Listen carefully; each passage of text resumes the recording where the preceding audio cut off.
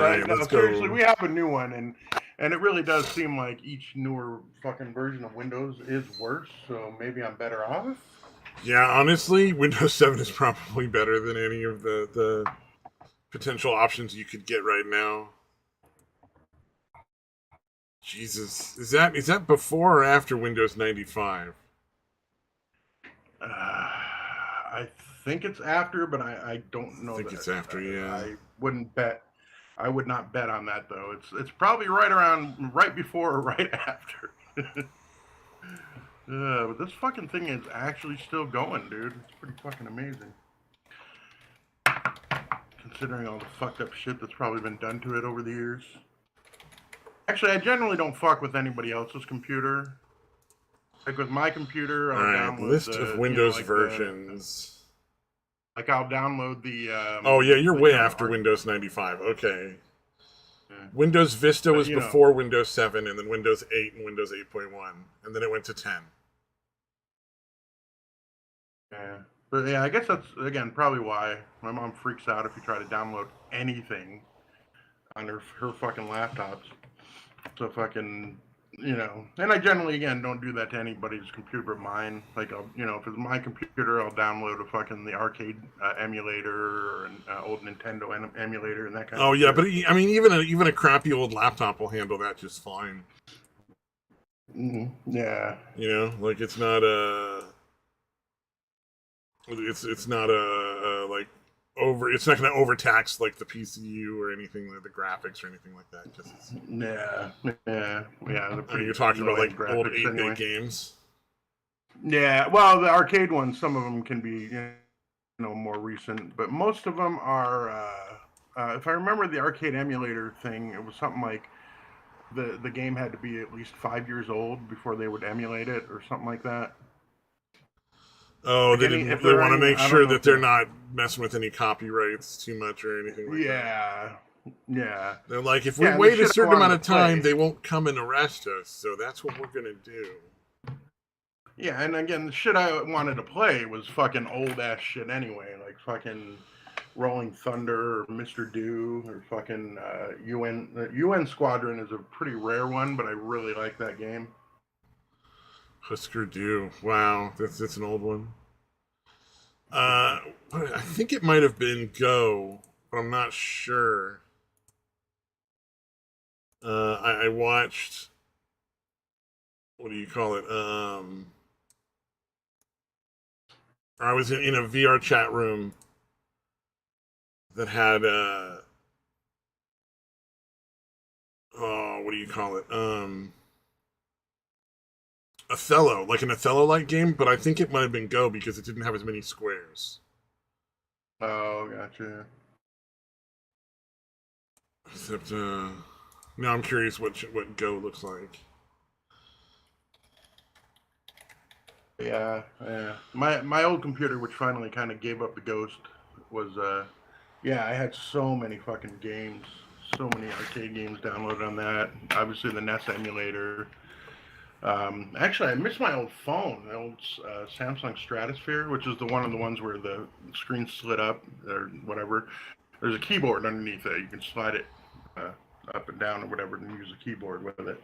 Oh, nice. Because I had the NES emulator on that, and I would play like the Tecmo Super Bowl, which is the old football game from the original Nintendo.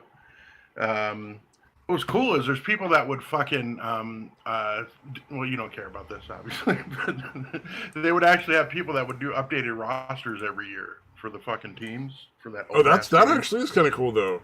Like I don't care because I don't play the Yeah, game, but like that's still like a neat thing that people are still so into that game that they're like, "Yo, we're gonna get the original players up in here," like that's yeah. that's No, kind of Tecmo impressive Super to have Bowl. that sort of level of fandom. Yeah, and obviously this is way before Madden and all that shit. So Tecmo Super Bowl, it was still just a weird like, side-scrolly fucking arcadey type thing. But yeah, back then it was a fucking shit, dude. As far as That was a football game. that was where it all came down to was the Tecmo Bowl was like the best Yeah. option for a while. Oh Because yeah. I never got into any Probably sports until games, so I Madden. wouldn't know any of them, like just like at all. Yeah, like I mean, Madden was like, you would actually have like real type playbooks and shit to go through, and it was an up and down one. So yeah, I mean that Madden obviously was great, pretty much right away. Yeah. But yeah, until Madden, I think Tecmo Super Bowl were both, you know, the best there was until that. So Madden is the gold standard now, though. I'm Oh yeah, it guessing. has been for Jesus. What are they at? 25 years at least, maybe more. Boy, I bet that dude's so happy that that's the fucking game he put his name on. Well, I don't think he's either happy or sad about much nowadays since he's Well, he's deceased. dead, but you know, I Yeah, mean, I'm just saying, like, I bet that was like, yeah, he was yeah, like, because that's probably not a dude that really understood shit about video games, and he was like, "You want to pay me yeah, money to put my name on your games? All right, like how much money? That's cool." And then I'm sure, like a few yeah. years like down the road, he Although, was like renegotiating the contract and going like, "This was a great choice." You know, like I made the right like I decision guess, back then. yeah, I lucked into that. I had no idea if they were making a good game or a piece of shit or anything. Yeah, exactly. I'm But sure that although was. I mean, he had a pretty well established legacy already at that point. I mean, he had won a Super Bowl as a fucking coach. He's pretty much acknowledged as the best broadcaster ever. So, you know, he was pretty solid regardless of what would happen with the game, I think. Oh yeah, yeah. No, I'm just saying, like, you know, I'm sure there's never a point at which Yeah, people are like, "Wow, I've made too much money. I don't feel yeah, comfortable with yeah, this." You know, like I'm sure that's not a thing that happens very often. yeah. So I'm Turns sure out he there's not was, enough money in the world to not be afraid to fly, though. That guy took buses everywhere. really. He's afraid to, yeah, dude. Yeah, you never heard of the Madden Cruiser, his big ass fucking party bus or whatever? No, but Decked I'll out tell you bus. what. If you give me the choice, do I fly somewhere or do I take a fucking really nice like? Because I'm sure that was probably like a quarter million or a half a million in an RV. Oh, Or do I yeah, take yeah. a No, it was half a a half a million or a fucking, $250,000 RV like across country? I'm fucking taking that RV every goddamn time. yeah, he was definitely, it was definitely a luxury setup he had going there. Yeah, because you're Yeah, gonna get to see like all sorts of shit that you would never get to see while you're flying. You're gonna get to interact with all sorts of people you probably never meet otherwise.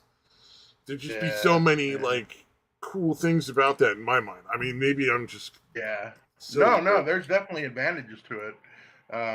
Although taking like 5 days or 6 days to go coast to coast instead of, four I or mean, to five be fair, hours, there's probably that times when I sucks. wouldn't because I'm not afraid to get on an airplane. I've flown before; it's not that big a deal for me. Right. But I mean, Yeah. if I have the Yeah. choice, I'm choosing the bus every time. I'd rather go by bus. I'd much rather do by bus. Just because it Yeah. would be so Yeah. much fun. It'd No, be I like a hear you. road trip every time you got to go do like a business thing. You're getting like a free road trip in it. You know, Yeah. because I'm sure you, Yeah. you No, hire that somebody for like a couple of grand and they drive you the whole time. So it's not like you're even driving the bus, which would be less than pleasant. yeah, for sure. Yeah, apparently it was like in the 70s or something. He got freaked out on the flight because I guess he regularly got freaked out. So, Oh, but the yeah. last time he was like, "All right, if we make it safely and we land here, I am never getting on a plane again." He was like in somewhere in Texas, and he was like, "All right, that's it. I'm never flying again." You know, I mean, to be like, it's a silly fear, but at the same time, like, I kind of understand if you have that level of, like, there's a certain level of fear where you're just like, I will not be partaking of this for any reason ever Yeah, and again. And it's like, I kind of, I can respect that. yeah, and I think, and again, I'm going off from memory here, so there's a real possibility I'm mistaken, but I believe it wasn't the heights or any of that. He was claustrophobic, and he didn't like the fact that he couldn't get off the plane. And with the bus, obviously, you can Oh, pull over because and the get out. yeah, yeah, yeah. Oh, that's totally different. Yeah, that would have a definitely different feel for sure. I never thought of that. I'm pretty sure that's what it was. Don't hold me to that. That's still kind of cool though. I mean, like you've got claustrophobia. You take the bus, you get off the bus. To, Yeah. to be fair though, like being able to pull over, like every like couple of miles, 20, 30 miles, drive for like an hour and then pull over, get out and walk around. That'd be kind of nice. Yeah, yeah. So that appears to be what was going on. All right, well, good for John Madden. You learn something new every day. Oh man, it's the closest I can get to getting you to talk about sports, dude. Yeah, well, absolutely. Oh fuck. Yeah, what else is happening? We're live, I assume. Yes. Yeah. Of course, we're live. Didn't All we? right. Did we talk about Elon Musk and him buying Twitter? No, I don't think we did. So Elon Musk bought 9.5 or something percent of Twitter's stock, which makes him now Mm. the majority shareholder. And he Well, he forced his owns way more onto the than board. anyone else. Yeah, he owns more than anyone else, right? Obviously, he doesn't own a majority of the stock, And, but and it allowed him to push his way onto the board. So like yeah, yeah. they kind of have to listen to him now. Like he's a big part of Twitter at this point going forward, and there's really It's not a whole fucking lot they great. can do about it.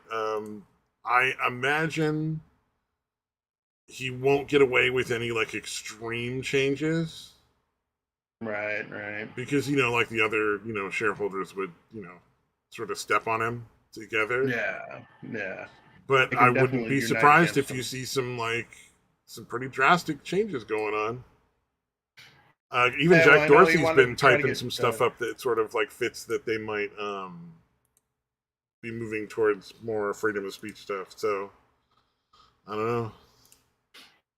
Yeah, I know he wanted to try to get Trump back on, right? That was like one of his big things he wanted to get done. Well, it shouldn't be legal to have Trump off because Trump was a president at one point. I Yeah, feel like you should not be able to just silence a political figure for obviously political reasons because at no point has he ever yeah, like actually done anything that would remotely be close to justification to delete him like that. I don't know. yeah. To be fair, like I have no idea It what's was going to happen, definitely but bullshit. Yeah. it did seem like one of those things that was like this could be really good news. It could be mediocre news. You don't know. Maybe nothing's going to change, but it's better than it was fucking before. So Yeah, there's at least you feel like there's a possibility yeah, that like things there's might some get sort of better like there. potential positive outcome here. And of course, like all the lefties are like, oh, Elon Musk, he's evil, blah blah blah blah blah. And it's like, I don't like him either, but I don't like him for legitimate reasons, not just a bunch of fucking political psychobabble. Yeah, not just political reasons. Yeah, Yeah. yep. This is bullshit. And he can also pump the stock up just by buying it and announcing that he's buying it, and then True. dump it. Yeah. Because it's Elon Musk, there's definitely a good possibility that he'll be able to make money off of this, either selling or buying. True. He is more than savvy enough when it comes to that sort of Yeah, thing to yeah. make some sort of good move there if he needs to. I'm interested in because like you got the BlackRock. Okay, so this is another thing that Elon Musk does. He's built a tiny house that's a real easy to manufacture, like mass manufacture tiny house sort of thing, where you would literally just be able to take it wherever and go set it down, and either hook it up to whatever city services there are, or set it up to whatever off grid setup Right. for services you've got. And I would love. I'm interested to see how that Mm-hmm. plays out Right. because you've got BlackRock actively basically trying to prevent anyone from being able to own a home so that they can basically force everyone to be renters, like because they've bought all the homes and driven the market value beyond like the average person's ability to actually like buy a house anymore. So versus Right. I'd Right. love to see if Elon Musk could get some more, like if he's going to take up social causes, I'd love to see him get those tiny houses like into mass production and finding markets and forcing his way into like finding, basically forcing states to be in a political position where they have to make some sort of system that allows people to be able to purchase these tiny homes and actually use them like normally. Because you're looking at something that would potentially be between like $20,000 to $40,000, depending on where it's being sold and what the market value is in that particular area. Because some places property is more expensive, some places property is less expensive. But you're looking at probably between 20 to 50,000 nationwide, except for the really big cities, being able to own like an actual home for most people. Even if it's just like a single dude or a single lady working, Yeah. that would be a huge change in their life. A massive difference in their ability to save money and potentially get like maybe a larger home down the road, or do any number of things with that money. Start a business, like being able to spend 20K and get rid of your rent for the foreseeable future. And then you're starting a business. That would be amazing, and it would work really well in a tiny house because if you're starting a business, you're not going to be at home very often. You should be working most of your time anyway. So, a bed, a TV, a shower, and a shitter and a kitchen. That's all you really need. Like. Mm-hmm. I don't know. Yeah, man. no, it's pretty fucking ingenious, dude. Yeah, and I'm not a big fan of Elon Musk. Again, I just don't generally like the guy. I feel like he's kind of a con artist in his own way. Oh yeah. But I like that that's the thing he's considering, because that's something that might actually, be really nice for the market. Like I would look into buying one of those. I could put, like the next few years worth of payments into that, like, and actually afford that. Yeah, it's not too bad. I mean, it's no van life, but it's pretty sweet. Jeez, yeah, because vans would be so fucking nice. Oh, fuck. That's funny, though. You could get a house, like, I mean, obviously you can't move it like a fucking van, but, Yeah, I would definitely not want to live in a van. It is to deck out. Yeah, that would definitely be a last resort thing, dude.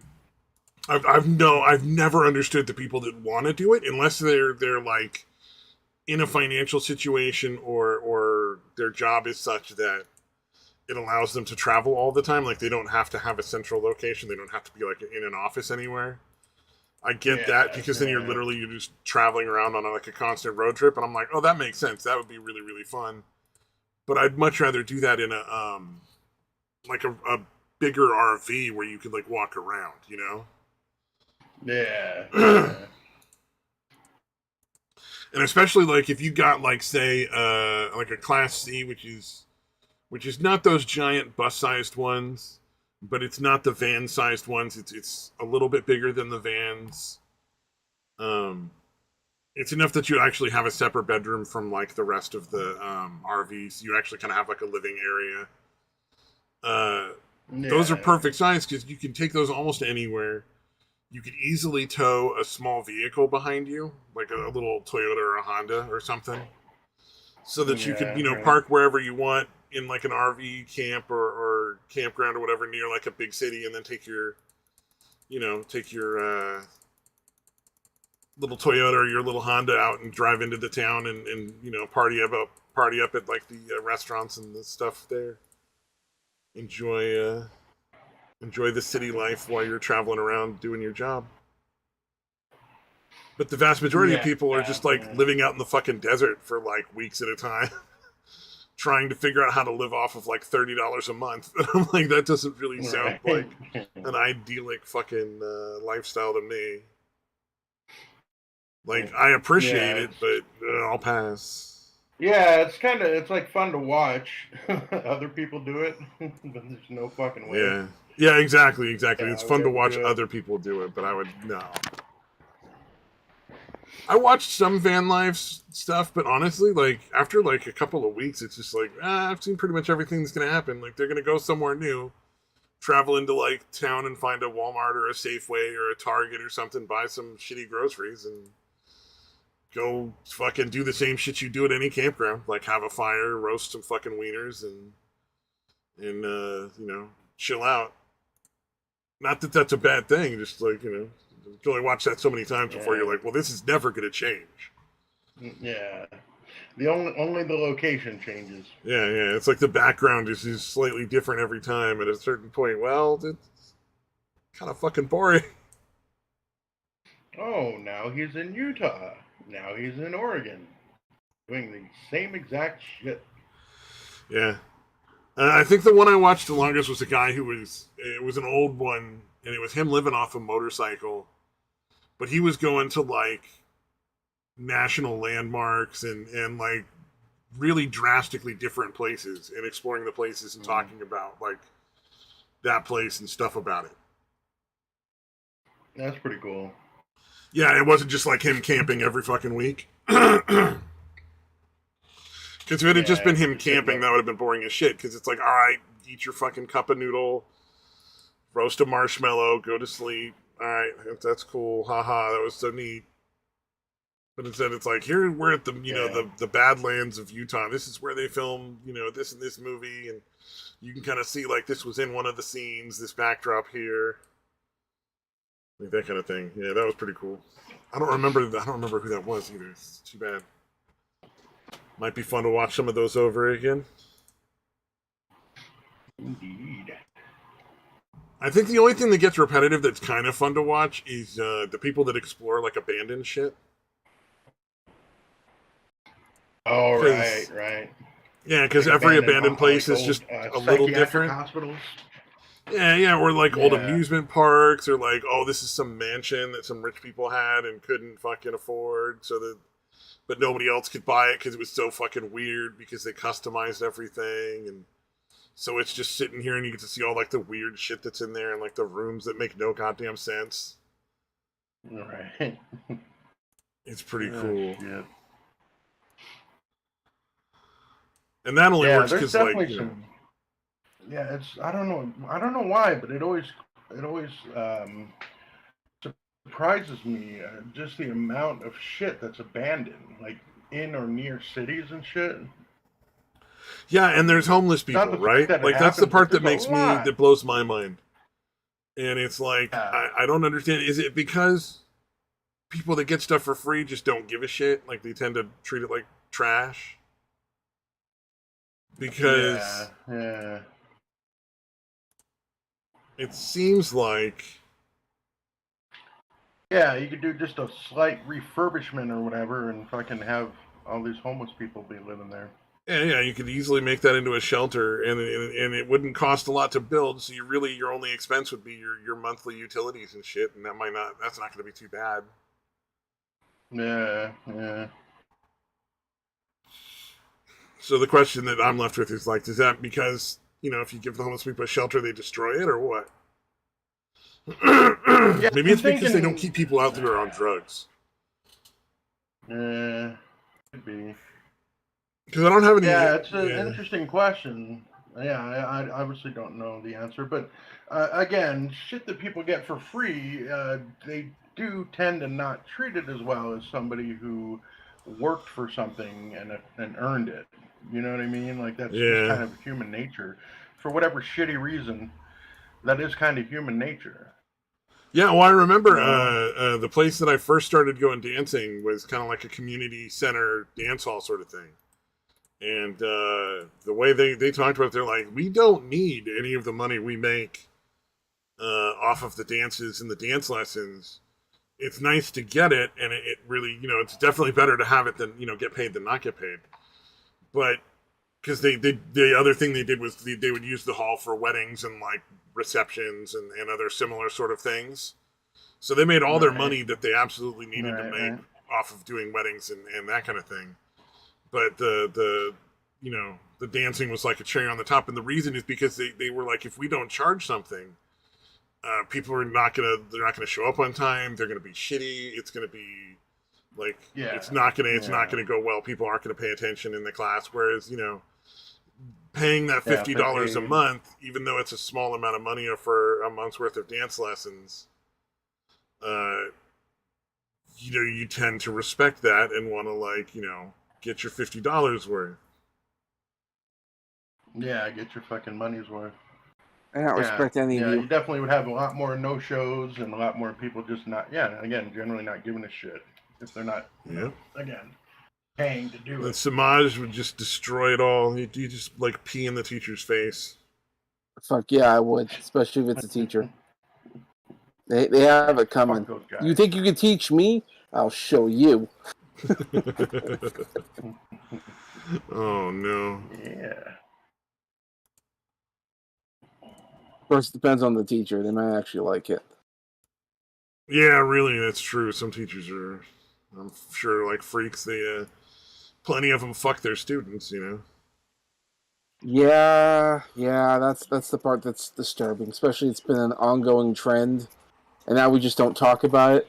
I remember like a few years ago, even the Young Turks were talking about all the teachers that were having sex with their students. Although they were creepy about it because they with the Young Turks they would show the pictures of the teacher, and there's always a woman, and she was always attractive, and they're like, oh come on, man. I mean, you get the score with a hot chick. I mean, what's the problem here? You know, the funny And thing is, a lot of the dudes that are in that situation, like, or have been in similar situations, are like, no, it's not okay. Like, I regret that happened. I wish it hadn't. Yeah, like it fucked me up. well, Yeah, it and fucks really, up. I think it really depends on who the aggressor was. True. Like if the dude was hitting on the teacher and talked her into sleeping with him, as opposed to the teacher chick going after him. Yeah. Well, there's a few problems. And even girls, again, there are girls that would go after fucking guy teachers too. It fucking happened in my school here. It was after I was gone, but yeah, the chick was actually pursuing the teacher, dude, and he ended up giving in and fucking her.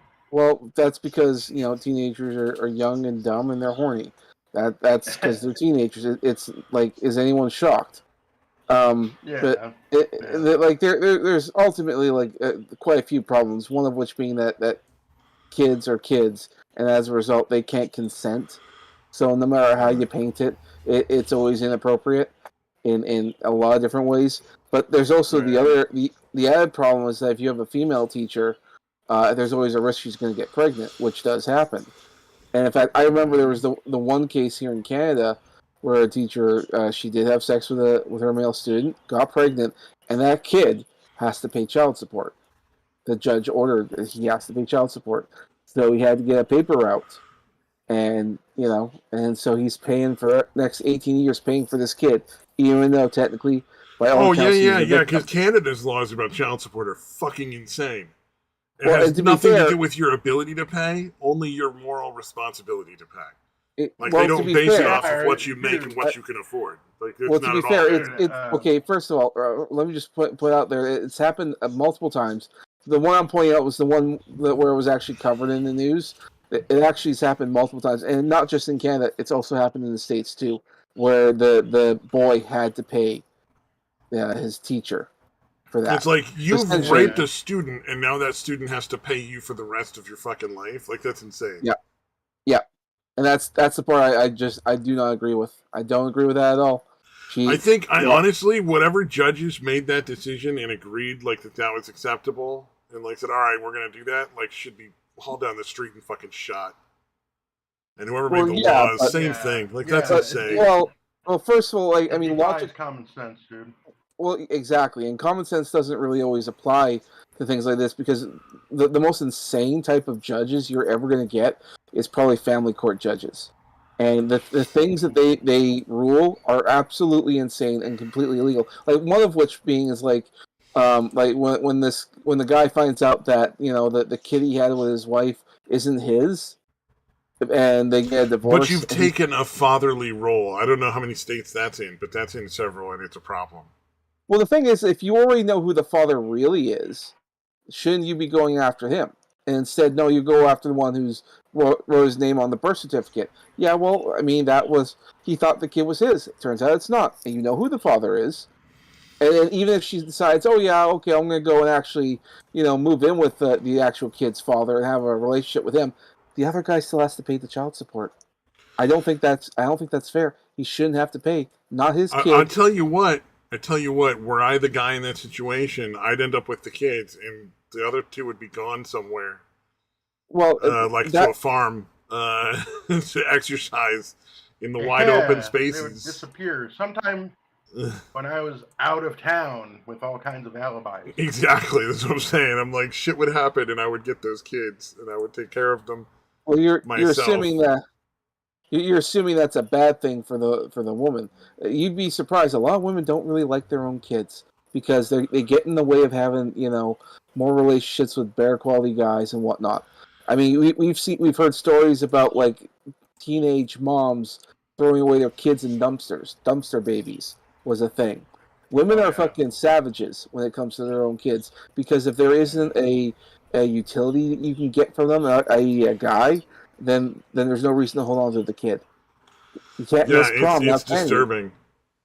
But like, So I'm just saying, like, you know, I would never allow children of mine to be raised by a person that was that fucking immoral. Like, I would just be like, nah, dude, there's no fucking way I'm going to stand by and allow this shit to well, happen. Dude, if it is dude, your kid, when I was taking my ex to court, my plan was I'm going to exhaust all the legal possibilities, and if none of that works, I'm going to kill this bitch. all right, Now, I well, probably would not have gone through with it, I hope, but that really was my plan for a short period of time.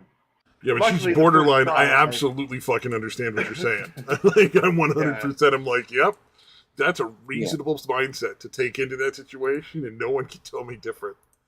Yeah. Luckily, I was 100% right, and she was high on meth constantly and fucking tested dirty on the first try in court. So none of that had to happen. But Yeah. it definitely might have. you never know. I don't like entertaining those ideas, but you're right, it could happen. I mean, No, I was emotionally, fucking furious, dude. It was very difficult to maintain the patience to wait for the fucking court and fucking all that shit. But again, luckily it went again relatively quickly. So it was only like a few weeks basically between me filing the emergency paperwork and then getting the fucking getting the court date and her testing positive or whatever. I didn't have to wait that long. well, luckily things, which is yeah, a good it's thing. good, and it's good that it worked out for you, and luckily the judge wasn't, hopefully not too crazy. But yeah, the family No, court. he was solid. The judge was actually decent. I was pretty Okay, lucky. good.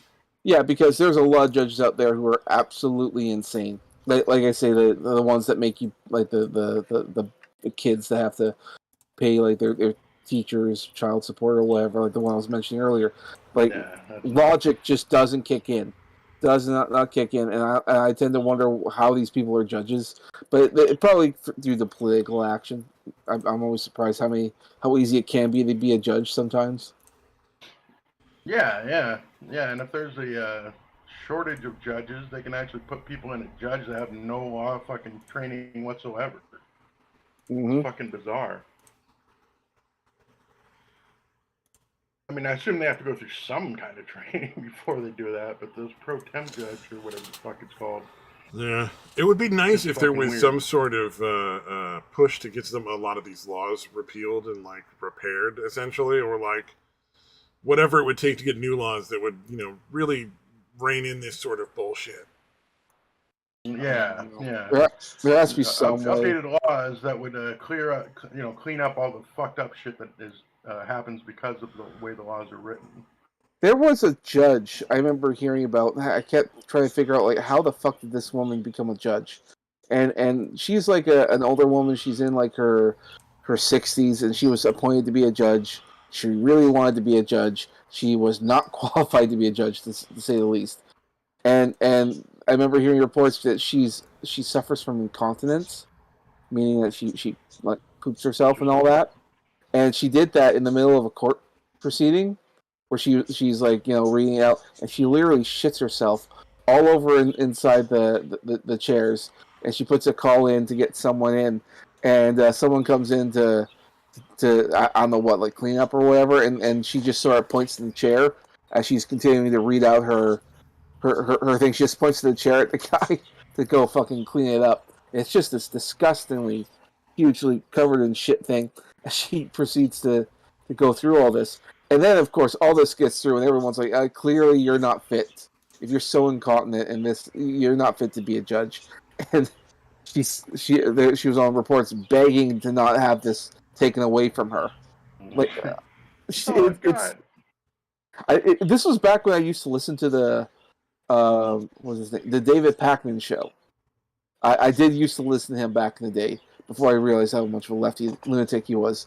But yeah, it took a while for him to kind of like really turn into that like fuck nut.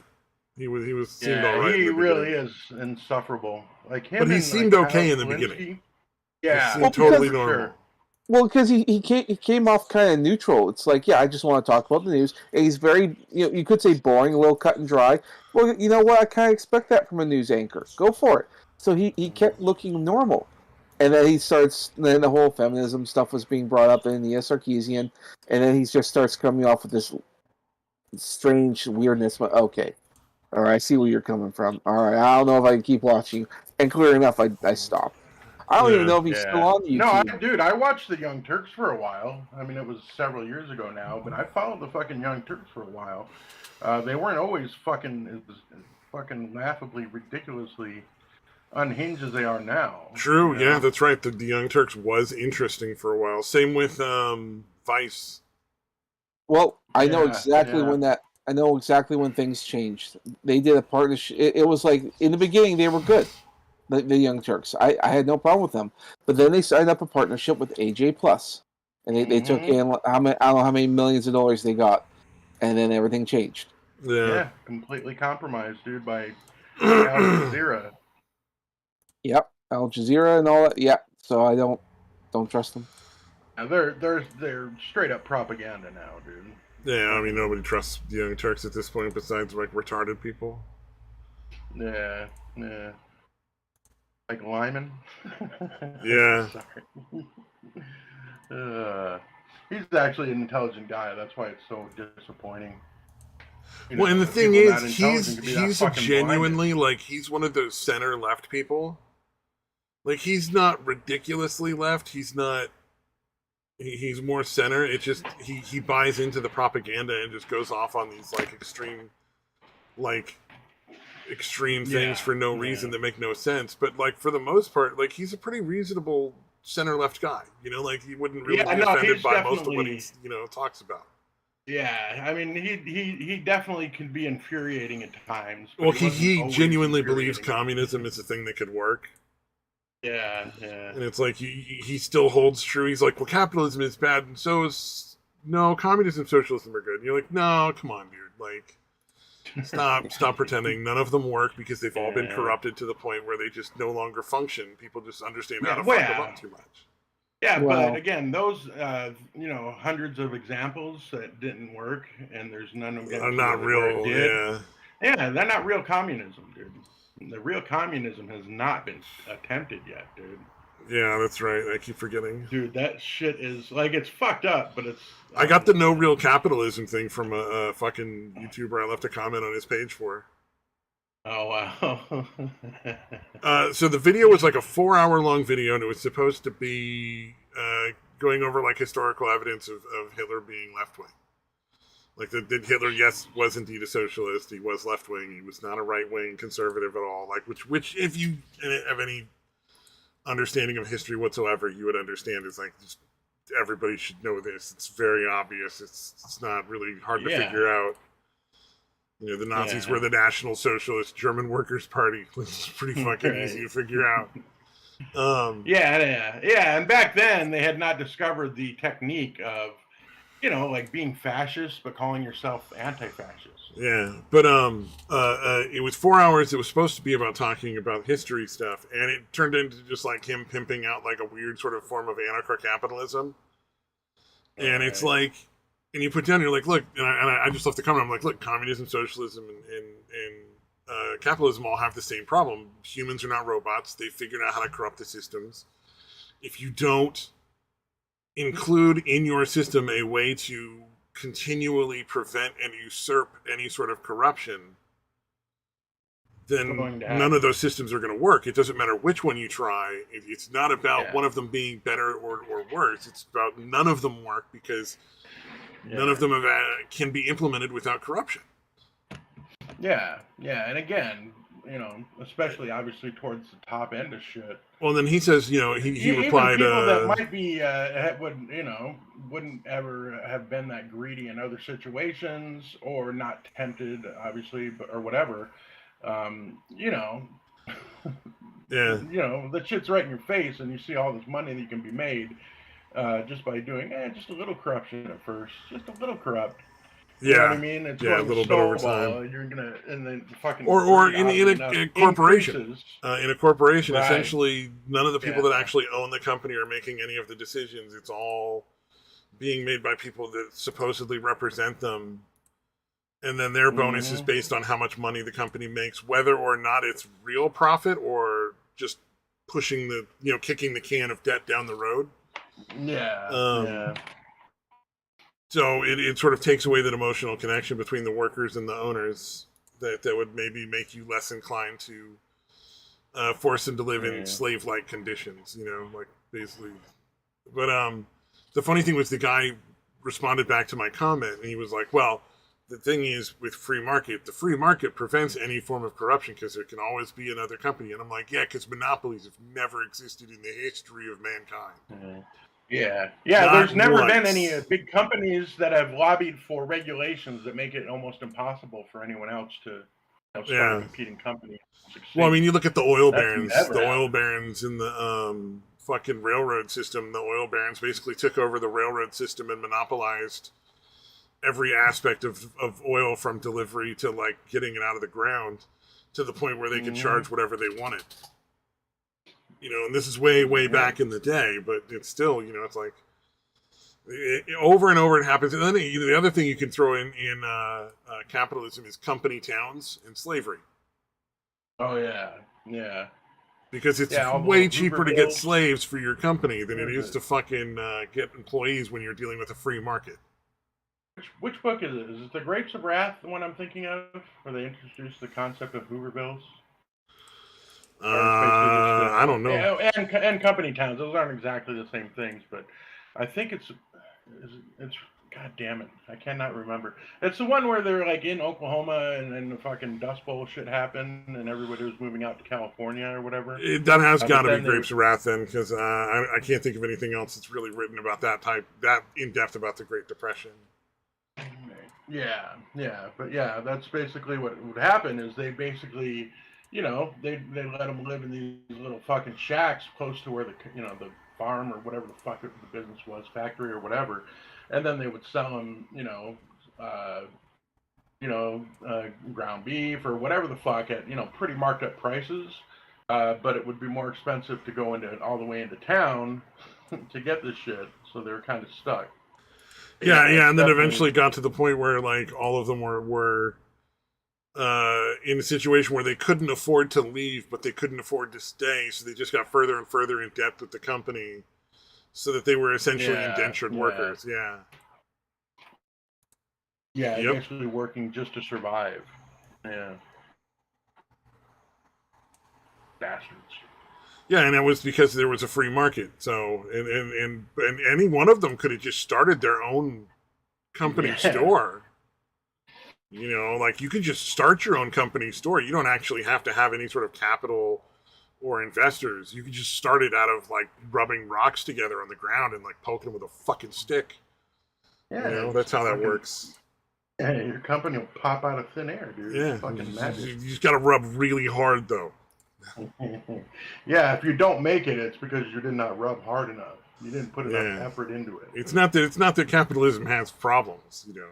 It's the same as communism and socialism. No, that's not the problem. Real capitalism hasn't been tried yet. No. Oh fuck! But yeah, I mean that's the thing. There is no perfect system. Again, because like you said earlier, it's because humans are involved in it. Yeah. If humans are involved in the system, they're going to find ways. There's going to be corrupt people that are just corrupt anyway. There's going to be other people that are going to be tempted into corruption because people are people. Yeah, I think the problem right now is that there's no penalty for any of the corruption that's going on. Yeah, like the corporation might get fined or whatever, but no individuals are generally are not going to jail. Yeah, it's like the corporation killed 10,000 people, and none of the actual humans in the corporation that contributed to the deaths of these people will ever be tried or put in prison. Which makes the people no that made the sense. decisions leading to the deaths will not be punished because it was the corporation that did it, not the people that are making the decisions. Yeah, it's pretty fucking ridiculous, man.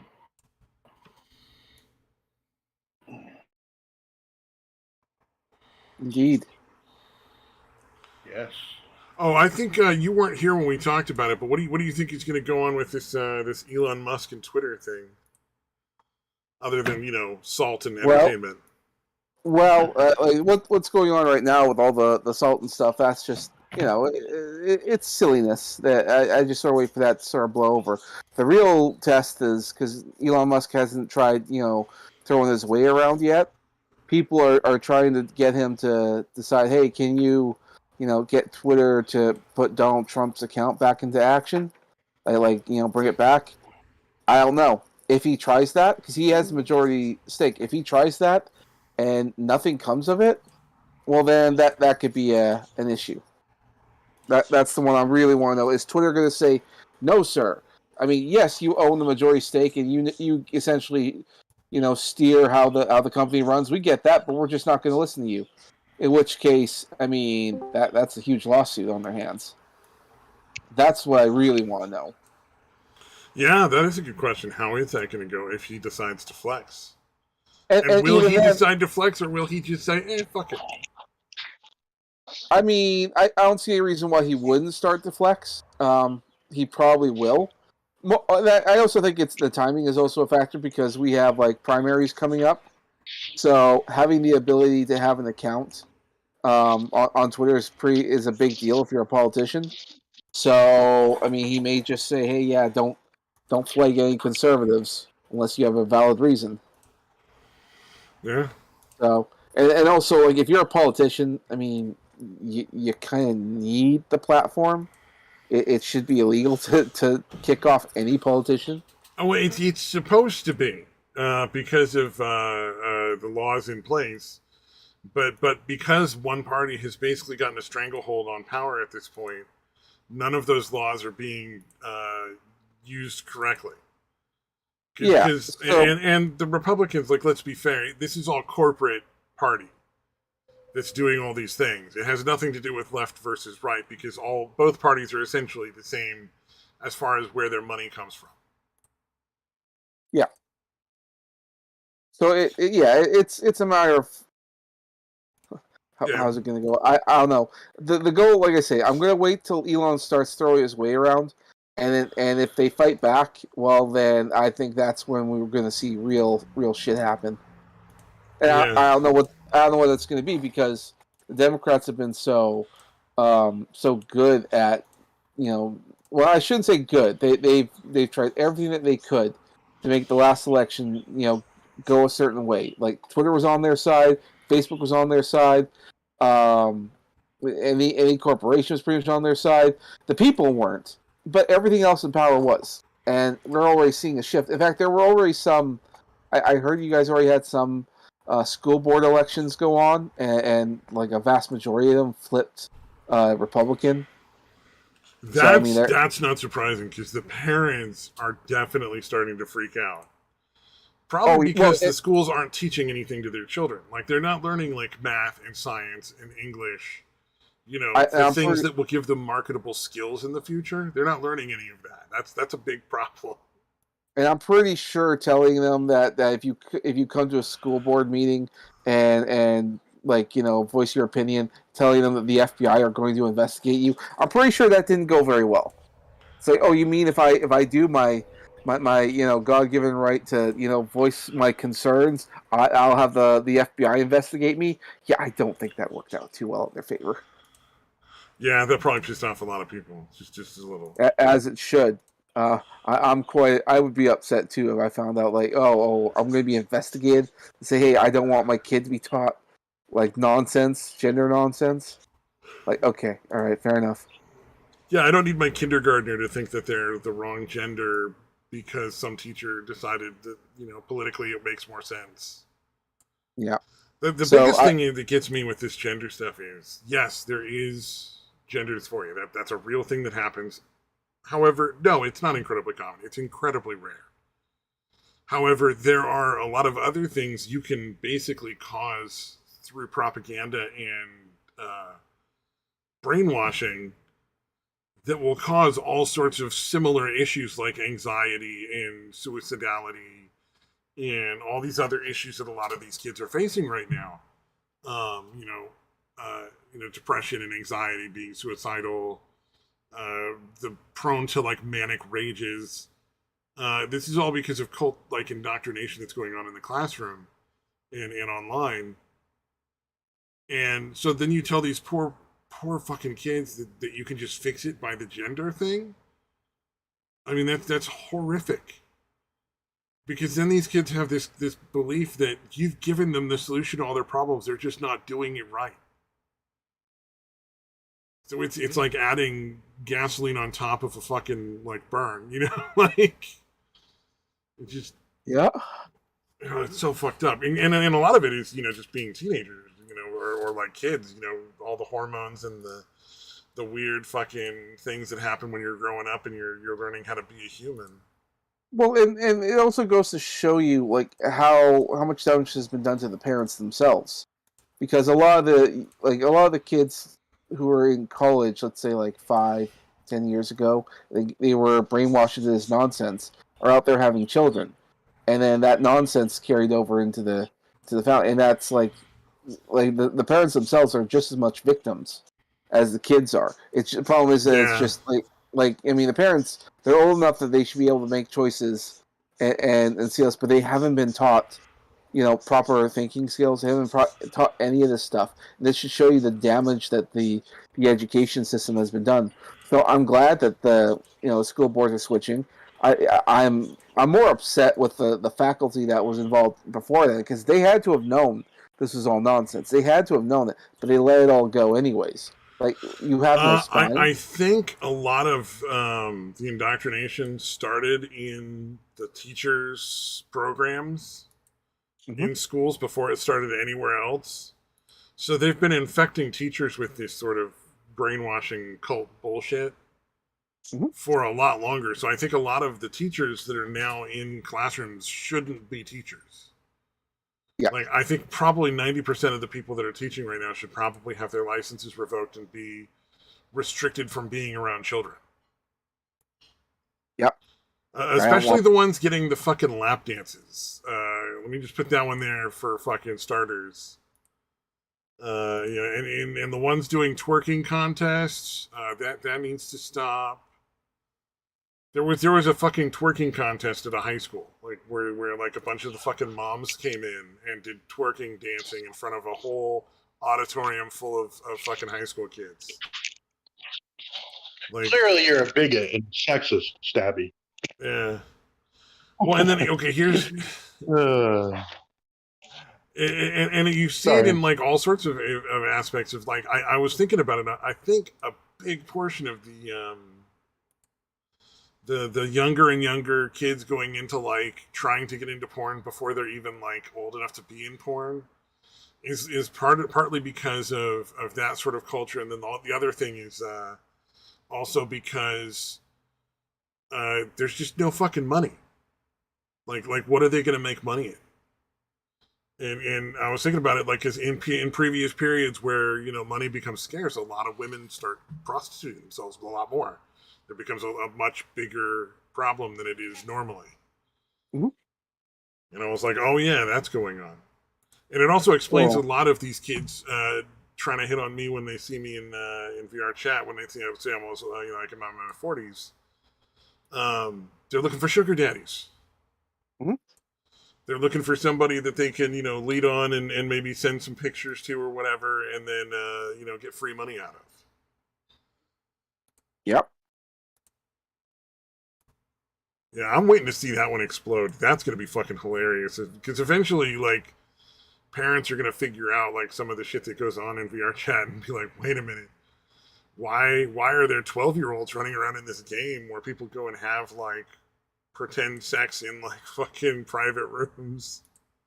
I think that they're only going to figure that one out if like VR becomes more mainstream. Because the only thing that's stopping people from getting more into VR is the financial stuff, because it's like $200 for a headset. Yeah. If it was like $50 or even $60 for that matter, I mean, I think a lot more people will be using it, because right now it's just the money that's stopping them. And it's going to be even harder in the future, because electronics and all that, the whole stuff going on right now with China and the manufacturing, because they've slowed down because they've had like a huge uptick in COVID cases out there. Surprise, surprise. So they've kind of essentially shut down, and that's gonna stop all production. So, and we knew this was happening. So if Yeah. there's anything you want that's electronic, get it now. And in the future, anything new that's going to get made, it's going to have a hard time getting done. So if you want your new phone or your new computer, new whatever else, get it because the prices of everything electronic is going to skyrocket. And skyrocket soon. So Oh, really? Interesting. Maybe I should upgrade my computer. I do it now if I were you because, like I said, the shutdown has already started. That means it's gonna like the electronic stuff is gonna go up like any day now. So why are they Maybe not shutting it that down? soon. Just to fuck us over? Because there's No, because they have a huge case of COVID, and so they have like citywide, countrywide lockdowns.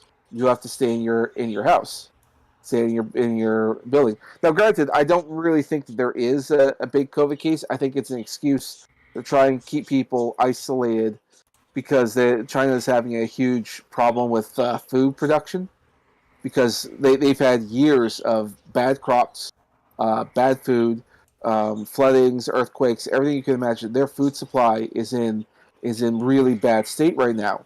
So instead of having people get organized and talk about the lack of food and potentially having riots and whatnot, they're forcing people to stay in their homes. And yeah, that that's sounds about the way the standard communism thing is to starve people to death by doing that. Yeah, and so they're trying to lock people in, but eventually a panic's going to kick in, and they're hoping people will be starved enough and hungry enough that they won't be able to put up much of a fight. Yeah, But really. I don't know if that's going to be a huge factor. I don't know how well that's going to work out for them. So just Well, yeah, I so mean, historically, the hungrier people get, the fucking more violent they get, and the easier it is to get them to violence. and that's what I'm getting at. And Yeah. even if let's say the worst case scenario happens and all that happens and people uprise and shit goes down, that means that all the electronics and stuff that we're so accustomed to is going to take a long time for new manufacturing to come up. Either it gets done somewhere else or it gets done at home. But essentially, we're going to be starting from scratch. So all your electronics that you have now, covet them, appreciate them, keep them up to date, and all that because Yeah, they're gonna I be. might pick up a small laptop. I That's not did a bad like idea. I went out and got a GoPro. So I'm like, if this shit, like, if there's something you want, get it now because you ain't getting it. If I had the time or the know withal, I'd get a new computer if I can. Like get a laptop, get anything. It's all gonna skyrocket in value. The laptop I'm using now, it's probably gonna be worth a lot more money. And it's the same thing with your cars too, because um, I don't know about you guys in the States, but here in Canada, we have this thing where we want to go green, like all vehicles must be electronic by 2030. And I'm like, well, that's not going to happen. And guess what? All the manufacturing people have also said that's not going to happen because, for one, to make them is not cheap. It's expensive, and to make the batteries, it's expensive. And even if you cut as many corners as possible, they're still going to be way too expensive for the average person to purchase. So there's no Yeah. way that we can no way we can do it. And now with this whole China thing, it's going to be even harder. Not to mention, like you need rare metals for some of the components in the inside to make them work, and virtually 90% of all rare earth metal mining shafts or whatever they are, they're essentially all owned by China. So if you want to make an electric vehicle, you have Oh to get yeah, the yeah, part. yeah. Well, that was the real reason the U.S. was in Afghanistan for so long. It's because there was a lot of rare earth stuff there. Yeah, yeah, and so you need to get that. But of course, with China going through their own little economic collapse right now, because they don't want to lose their power, because any day now there's going to be riots and stuff. There are drones flying around China, like around the apartment buildings, making announcements about how like how freedom is bad and you need to trust the government. And like, why are you sending drones to make all these public announcements? What's going on here? But anyone from the outside can look at Well, that and think and that, here's something that a lot of people don't realize: China was one of the biggest producers and distributors of wheat of like Yep. grain products. Them and Russia both. Well, Russia was more. Russia produced a lot of grain, but it was also, I think, like hands down the biggest distributor of fertilizer. Yep. Which, if you don't, if for people that may not know, fertilizer is one of the biggest parts of food production. Without fertilizer, the yields for feed and for grain and stuff are nowhere near as good as they are with the fertilizer. I mean, it's a massive difference over when you're talking about all the different farms that are going. So, Russia suddenly being cut off from basically all trade means none of the farmers in the U.S. and China that would normally buy their fertilizer from Russia are getting it. And the prices are ridiculous now, as far as I'm aware. I believe they've gone through the roof already. Like they were starting to go up immediately when Russia first invaded, and then after the sanctions, they just went crazy off the charts. So fertilizer is a big problem right now. Yep. Yes, it is. So we'll be on that. But I guess if I had to prioritize, like if you have the money to get electronics, get them now. But I think the number one thing you should prioritize above all else is food. Store as much of it as you can because there'll be food shortages soon. Yeah, I've been thinking about we bought like a whole bunch of flour because flour keeps. We bought like 3 big bags of flour, but I've been thinking about potentially buying like some 50-pound bags of flour and some fucking. I wouldn't prioritize the flour only because what you're going to need, like the things that you'll have the hardest to get, are going to be high nutritious things like meats and vegetables. Now, granted, it might not be the same in your area. It varies, but here in Canada, you gotta be prepared for this. Well, they're estimating that we probably won't have a lot of starvation, like people starving to death in the U.S. and like the other first world countries like Canada and Europe and stuff like that. Oh yeah. However, your food budget will go up between $4,000 to $5,000 a month. Yep. That's what they're talking about, and it's like Jesus Christ. But flour is highly nutritious. I know you're on keto, so you're kind of doing the meat and vegetables. Well, but your best way to deal with vegetables is to garden, not to stock up. Growing your own vegetables, especially if you have a backyard area that's kind of fenced off, so you can kind of like keep it from people from raiding your fucking stuff. See, here's the thing. I live in Canada, and we don't get very much sun, and any vegetables we grow probably will not be enough. Right, not to mention where I live right now. Yeah, for a few $100s, and I'm talking like $100 or $200 at most, you could easily use PVC pipe and plastic to make a very good sized greenhouse and grow a whole bunch of stuff all year round. It's really not that hard to do. I would look it up because you can literally just build a frame out of PVC pipe, cover that shit with plastic, poke a few holes, so that there's some ventilation, and legit just have a big fucking greenhouse. Yeah, that could be done. And my brother tried that when we lived on the farm, and it didn't work because it's too cold. Oh, damn. Yeah, it doesn't work here in Canada. It depends on where you're at then, I guess. Because I've seen it work in places where it snows regularly, like in the northern parts of the U.S., like the northern states. It can. Yes, you're absolutely right. It can be done. But depending on the certain climate of the area that you live in, it varies. Also, I live in Alberta. Our winters, well, just our weather in general is unpredictable. We could have temperature of like minus 50. I don't know what temperature that is in American numbers, but it's super cold. We can get real bad. Then it doesn't matter what you do. It's not going to work. So then you would actually need to build like a full-on insulated greenhouse. But not a greenhouse, but like an insulated shed and then set it up to grow stuff inside. The only way you could possibly do that would be with hydroponics, and that would be pretty fucking expensive, keeping everything warm and running. There is that, yes. I don't know how we'd make that work. You'd have to like buy a fucking shed or build a shed, insulate it, install enough heating of whatever kind of heat you're doing, whether it's like heat blowers or radiators or whatever the fuck, electric heaters, that it would keep everything from freezing so that you could cycle water through like the fish tanks and the garden beds.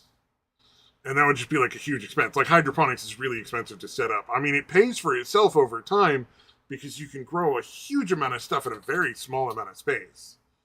Mhm. But it's still like, a huge fucking amount of money up front. Yeah, and maintenance and all that. I don't know. Not to mention Well, and if like you're somewhere where it all our freezes, I mean, even with the best heating and everything done perfectly, your pipes are going to get frozen once or twice here and there and burst, and you're going to have to replace that. And oh man, probably it's a big process.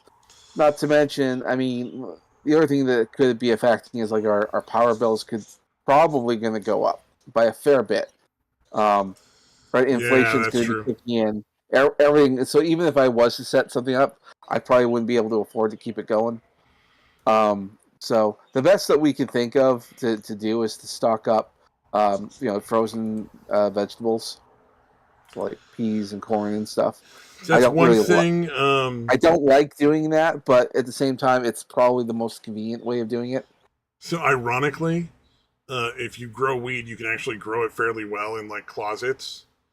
You could take one or two closets, empty them out, and turn them into like little herb garden slash like lettuce, onion, tomato gardens in your closets in your house. But that would be a pain in the ass, and you did lose a lot of space in your house. But it wouldn't cost Yeah, a lot to keep it running because it's just a few lights. Once it's maybe all done, it's just a few lights to turn on and if off. That's it. if we really need the fresh vegetables and all that, maybe. Oh yeah, But yeah. I like don't if think we're gonna, financially, I don't think any of this would work. I'm just saying, like that would be the only thing I could possibly think of that you could do that yeah, wouldn't be ridiculously expensive in the environment you're talking about. right, absolutely. It's just kind of Well, I funny that mean, you could grow like instead of growing weed, you could grow like tomatoes. It'd be like just as fucking valuable. well, I don't use the stuff, so I mean that vegetables would probably be the most useful thing for me. Yeah. Unless, of course, life really sucks, in which case I might as well start taking up weed. Now We only you're have now you're going. You're firing on all cylinders. Like, look, see, you got it. You got the point. what's that? Life sucks. Well, I've always wanted to give weed a go. Might as well. Might as well. Might as well. If that's what happens, that's what happens. So, it's something to think about. But yeah, the goal is to try and stock up enough food, predominantly, I like ideally at the minimum 6 months worth of food, because we don't Makes know how long sense. we don't know how long this is going to last, and even at 6 months, I don't think it's going to work. Mostly because like inflation is going to be huge. It's going to be rampant. It's going to be a huge problem going forward, and everything is going to skyrocket in price very soon. There probably will be. I don't know about shortages on the shelves. I think the amount of food will be there. I just think it'll be high in price. Well, and the really fucked up thing is, I don't know about Canada, but the United States is more than capable of growing more than enough food to feed itself. We have more than enough arable land with industrial farming to feed every person in the United States. Not zero question. It's like easily done, and all that food that's been destroyed over the last couple of years means our reserves are lower than they've ever been, and we're in such a terrible position because these corrupt motherfuckers are running the government. Because the U.S. should have enough money or enough food just to store it in general to feed the populace for a couple of years. Like that's part of the government's fucking job. Yeah, yeah. You would think that if it was a competent government. Well, I mean, that was the initial reason why governments were allowed to exist. I mean, way back in the day, it was basically like, you had this group of people that would protect and allow you to get enough food in exchange for you feeding them. That was the very first form of any kind of government.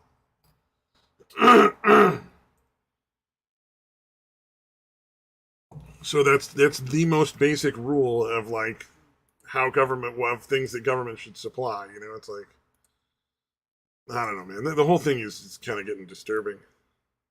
It is. I mean, we'll get through this. Enough people, I think, have woken up to the idea that our government is stupid and corrupt, and we need to do something about it. The only problem is that our politicians, even the like I think that they're all despicable, awful people, but they know how to play the political game. So they like, Yeah, for they're not instance, stupid. no, Yeah, like, that's the thing I think a lot of people don't realize. This isn't because they're stupid. This is because they're fucking corrupt. Like, and well, and incompetent in some cases.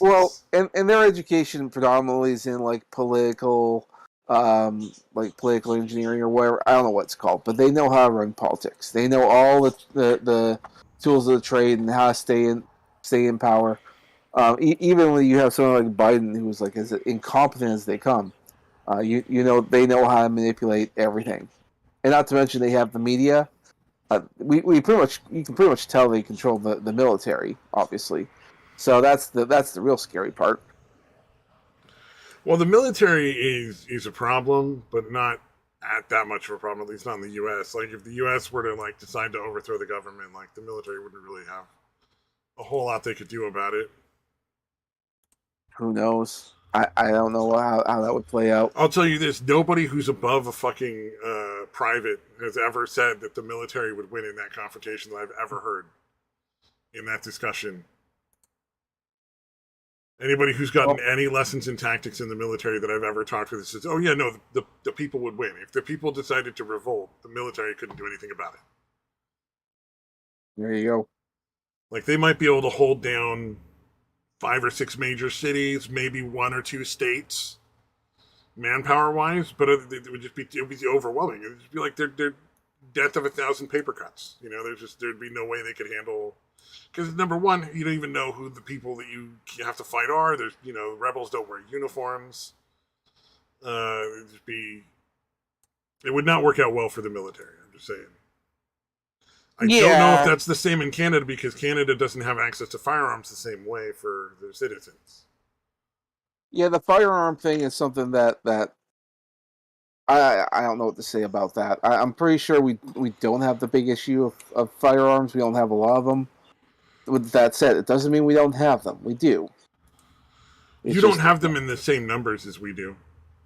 Exactly. That's the only real difference. Yeah. I mean, Canada, we the people here who have guns, they love their guns. I always thought, like, by now I would have had them, but with the government cracking down on gun ownership like they are, I don't like that. I don't like that. I might register, and the next thing I know, I'm on some sort of government hit list if anything goes wrong. Yeah, really, that's disturbing. Yeah, well, they're more strict here than they are in the States, for sure. For sure. So with any luck, that'll get eased off. Well, I mean, isn't government. Trudeau working on trying to make it so that they can't remove him from office for like another 4 years or some crazy shit, like, without, like, basically trying to sidestep elections? Exactly. So what they have is a coalition government with a different party called the NDP, which is the NDP is National Socialist Party. They're called the New Democratic Party, but they're socialists pretty much. So they essentially, with their coalition government, Trudeau now has a a majority government, which means he can make anything happen. If he wants to do his internet censorship bill, which is probably going to go through, then I mean, yeah. So essentially, my time on the internet is limited. I don't know how long I'll be able to be here, because then they'll have the censorship bills, and they may block. Like things like Discord could get blocked. Facebook will probably still go through, but if I say anything, then my account will be gone. So I don't know how this is going to play out. I mean, VPN, dude, get a VPN, because unless they connect the internet, take away your ability to connect to the internet. Is Deitois still here? No, he just left. He muted himself for a while because he was having technical issues. Oh, okay. So then I'm just here to. Curious, because he just wasn't talking at all, and I'm like, what's going on? Why is Deitois so quiet? Deitois. Oh, you're talking again. Yeah, no, I've been listening. I realized I hadn't eaten anything all day, so I went and made a sandwich. Ah, okay, that makes sense.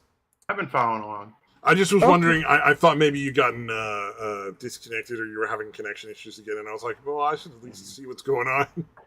Yeah, well, again, I was on my phone, so obviously I don't trust that either. Yeah, so fair enough. Basically, again, just listening. Right on. Well, Yeah, you I'm should get sure yourself. this is You the should get best. yourself a. Yes, sir. Go for it.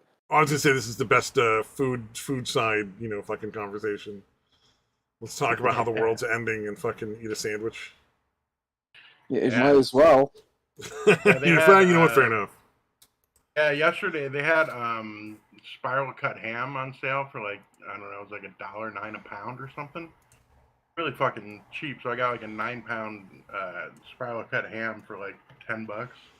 Damn, dude, that's pretty nice. Yeah, you just eat a lot of fucking ham for a while and then freeze some of it. I'm sure. Yeah, yeah. Make the ham bone soup there towards Yep. the end. Ham bone soup. Gotta make that ham bone soup. We had we went out grocery shopping the other day, and because I wanted to stock up on food stuff, so I put a lot of extra stuff in the cart. And when we went out, I don't remember how much you had to spend a couple $100 at least. It was like Superstore. If you do, you get like a free gift. And we were trying to figure out like we wanted to do like an Easter supper or whatever. We didn't know what the plan should be, so we got a ham. But it turns out this free gift that we got a full turkey. Like, oh, Damn. okay. We weren't gonna do a turkey, but now we got a turkey. Oh shit, I got one of those a few days earlier actually. 79 cents a pound, dude, for some fucking reason. Yeah, I mean, hell yeah. And that's frozen because that's a bit of an ordeal. Yeah. Well, like we weren't planning on doing turkey. We thought we'd just do a nice ham. It's a good thing we didn't grab a turkey while we were out. So, but we got one. So I guess it's turkey for Easter supper. And yeah, I'll probably have stuffing and stuff. I won't be ketoing that day, that's for sure. Oh yeah, yeah. There's only so much you can do. Like if you don't occasionally indulge when you're on keto, you'll go fucking crazy. Because the food just gets so repetitive. I don't mind it. I'm pretty good at sticking with it. However, yeah, you do need to have something. If you don't have something, yeah, you'll just go insane. Yeah, yeah, because it's the same meal almost, like breakfast, lunch, and dinner, like from day to day. It's like your breakfast is the same thing almost every day because it's so hard to figure out, what you can eat sometimes. Here's one of the things that I do is that because it's a lot of eggs you gotta eat, and I have all these hard boiled eggs. I usually have this little snack. I don't put anything on it. No salt, no pepper. I just have the egg. And when I really feel like when I have a craving, I'll put on some salt and pepper. And then that's like, okay, great. That's exactly what I needed. Because every other thing I have is just so bland. It's like, oh, that salt and pepper is such a treat. And then when I do have something, like maybe I'll have. So the answer is just to deprive yourself even worse, so that it feels less bad. That one day you decide, oh, I'll stop off at McDonald's and see what I get. Damn, fucking incredible!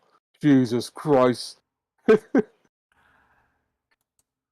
Yeah, that's the way you do it. Deprive yourself, and then just the most boring of meals will be absolutely delicious. Are you one of those people that doesn't eat a lot of vegetables? Yes. Okay, that makes it even harder because like getting like salads and like asparagus and broccoli and cauliflower and Brussels sprouts, that really made a big difference in being able to have like more options of stuff you can eat. For me, and then like a couple of sliced tomatoes on a salad because you're so starved for like any sort of carbohydrates is so amazingly like decadent. It's like this incredibly like wonderful treat that you're having. That's hard for me because I hate tomatoes. Oh, see, yeah, that's what I'm saying. Like, if you're not a veggie guy, it's got to be rough. Yeah, I don't like tomatoes. Veggies are okay. I'll have them. Like my mom, if she makes something, she's always gonna have something with potatoes. I'm like, Mom, don't cook potatoes. Please don't cook potatoes. If she can't help herself, she has to have. She loves potatoes. Oh, I mean, potatoes are delicious. Yeah, but they're high of starch, and you can't eat them, and especially if you're doing keto. So I keep telling her, Mom, please, no more. Yeah, you're not on keto if you're eating potatoes. That's for sure. And then she made breakfast one day. Like I overslept, and so if she's cooking, like she decided to make bacon, scrambled eggs, and hash browns, and she made a lot of hash browns. And I'm like, I can't have this, right? I'll eat the bacon and the scrambled eggs, but I can't do the hash browns, Ma. Don't do that. What are Yeah. you doing to me? I figured out a decent recipe for almond flour blueberry muffins that I made. Oh, And that was my fucking favorite. Would be like a couple of eggs and like a little blueberry muffin for breakfast. Because blueberries are fairly low carb as far as like berries go, mhm. and uh, using almond flour instead of regular flour cuts the carbs by like a ridiculous amount. Like it's almond flour is your best friend in keto because you can make so many things with it that you couldn't make any other way. See, I've never tried that. I probably should. I did like the keto ice cream. I enjoy it. It's good. In a little bit, I'm gonna mute myself to go get some because it should be ready by now. Well, let me say this: if you're gonna do baking with almond flour and mess around with it, you're gonna need some sort of gluten replacement. So, like xanthan gum, there's like guar something or other, and I think there's a third one. And all of them are pretty good options, and you just gotta add a little bit to kind of help everything stick together. Isn't So, Guar that rock band, the well, heavy it's like metal band? guar Guar gum.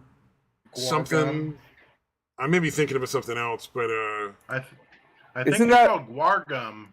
guar isn't gum, that yeah, the guar gum. Guar gum? Oh, okay. Isn't that a Pokemon? Probably. I'll stop. I'll stop. Yeah, but they're essentially like guar gum and xanthan gum are they're all natural. They're from plants, and they just replace the gluten that holds shit together. So when you're cooking with nothing but almond flour, it's the difference between a muffin that you can actually pick up and eat like a muffin. It's not quite the same texture as you would get with flour, but or one that just literally just crumbles into little pieces all the time. It just falls apart immediately after it's done being made. Yeah, it's. Oh wait, with Nostradamus is there. What's up, Stench Ever and Nostradamus? I've been busy looking at other stuff Oh, in I the think they chat. left a lot. Yeah, I think they left a long time ago. Well, it is what it is. Are you guys still there? Let's see. Oh, Unknown Archive is ending his YouTube channel. Really? That's what his I don't last know. video said. I think he's having some kind of manic episode, dude. Something about this time of year, I think, does it. Gaming's having a thing as well. Yeah, He's he's on taking. vacation, right? Well, that's what he said, but like offline, he's like, "Oh man, I'm not growing, not doing nothing. I might as well just end the channel." I'm like, "Dude, remember what happened last time you tried that? You got fucking harassed and bothered, and all that. You had to come back because no one was leaving you alone. It's like people like you. Don't fucking kill your channel just Yeah. because you're having a moment." I don't know. I think the change in seasons can affect people. Oh yeah, especially if they have severe mental health issues, for sure. And I don't know with gaming and his past, and he very well might, for all I know. So I think that could be a factor. Um, who knows, really? And actually, I have a friend, and she's having difficulty with her boyfriend because he's having these depressed moments and whatnot. And I'm like, why is everyone all of a sudden having these? Oh yeah, it's a change in season. So I'm thinking that's a factor. She's like, oh man, I think she's like thinking that he's gonna leave her and all that. It's like, well, there could be other reasons for that, but at the same time, it could be the seasons. Yeah. Interesting. I would Yeah, think spring would be a more happier time, though. You know what I mean? I would think it would be I like it, leading into winter would be the worst.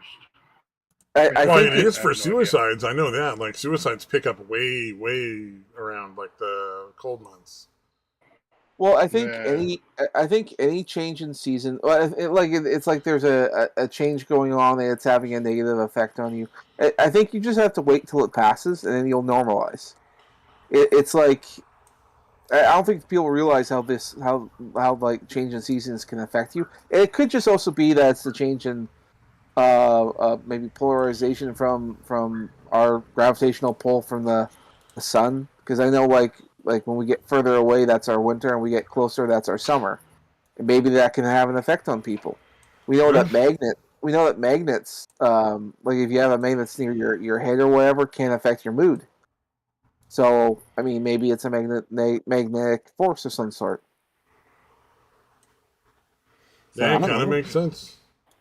It's just a theory. Like I think that there's been some studies onto this, but not enough. So someone needs to do more. I would hope. You never know. But I tend to think that's probably a factor. Similar to like, forgot my train of thought. Anyway, I'll be right back. Right on. Are you done with your sandwich yet, Mr. Deitois? Yeah. Oh yeah. I've been done for a bit now. Back on the computer. You sending out your troops? Yeah. Oh no, that's already done. Although I did have to do. I hoard my boxes of all the different comps and perks and fucking skills and all that shit. And I opened earlier today. I was like, oh yeah, I'm gonna open all these up, which I don't do it very often, and partly because of that, and partly just because of the way it's done. It's gonna take like a good hour and a half every fucking time. So yeah, I was finishing that up earlier, but I was already. Yeah, well, I mean, if I did it like daily, it wouldn't be like that. But since I do it like every 2 or 3 months, it just builds up.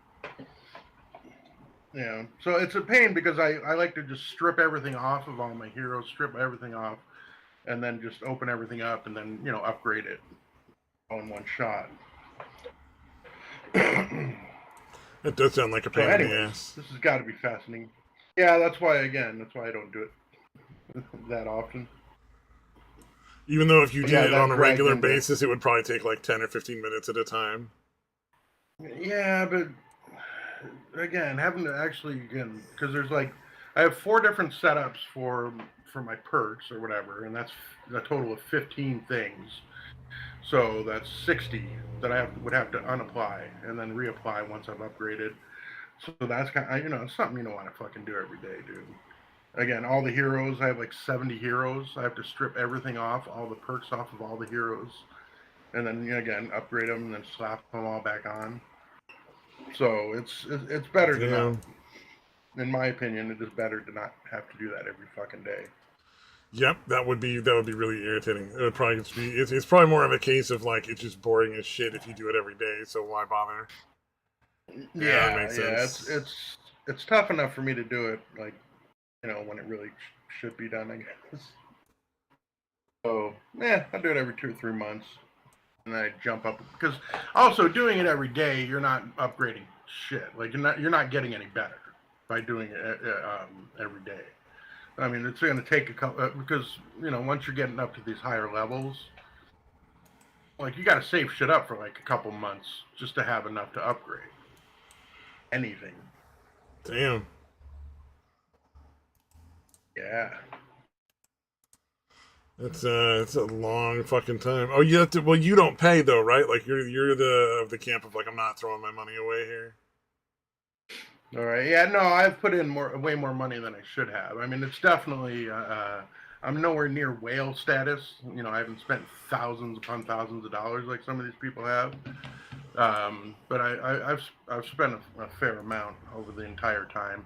Spread out over, however long I've been playing this, a couple of years now. Good God. There was a fucking eThought streamer talking about how they spent like $3,000 in a month on fucking video game skins for like one game. Oh, God. Dude, I never understood paying for cosmetic shit. I understand if it's a free game. If it's a free game and the way they're making their money is with cosmetic skins, they're not fucking with anything else. I will generally buy a skin or two. Cause like kind of support them. Yeah, that's how they make their money, and it's free. So like, and it's well done. I want them to continue to make money so that they keep the game going and keep making it better. So I'm willing to throw a little money that way. But yeah, if it's like a regular game, like for instance, with Overwatch, I paid $50 for the game itself. I never spent another dime on it. I would never buy skins or loot boxes or any of the shit that they fucking sell. Just Nah. fuck no, I already paid you for your game. I shouldn't have to pay for any other content. Yeah, no. This game is they're pretty sneaky with it because they do. There's so many different aspects that they've added on, so they really nickel and dime you into spending a shitload of money.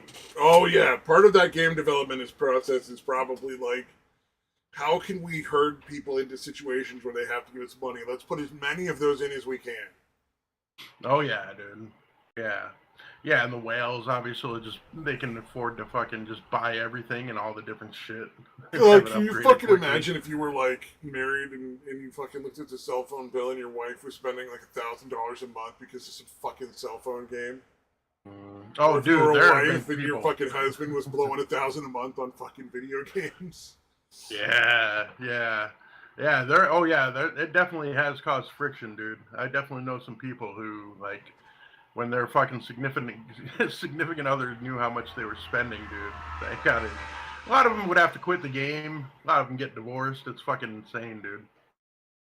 Dude, I mean, think Right, about it. I can right. understand, like, if you're struggling to get by and you find out that, like, the person you're with is fucking throwing spending money in down a crazy fucking hole amounts. for no reason. Dude, you'd be Yeah, pissed off enough to yeah. leave him for sure. I know I would. I would be out the fucking door. I'm like, we can't afford Yeah, to pay our electric bill, and you're buying a skin in this fucking game or this gem so you can skip a turn and save some time in your fucking cell phone game. Oh my Yeah. god. I'd be so mad. Yeah, no, I can imagine. I mean, if the shit's really tight for you, it'd only take maybe like $50 to $100 spending a month to get fucking super pissed, dude. I mean, it'd take one big cell phone bill to start the fight and another big cell phone bill to fucking end it with a divorce. Yeah. Yeah, yeah.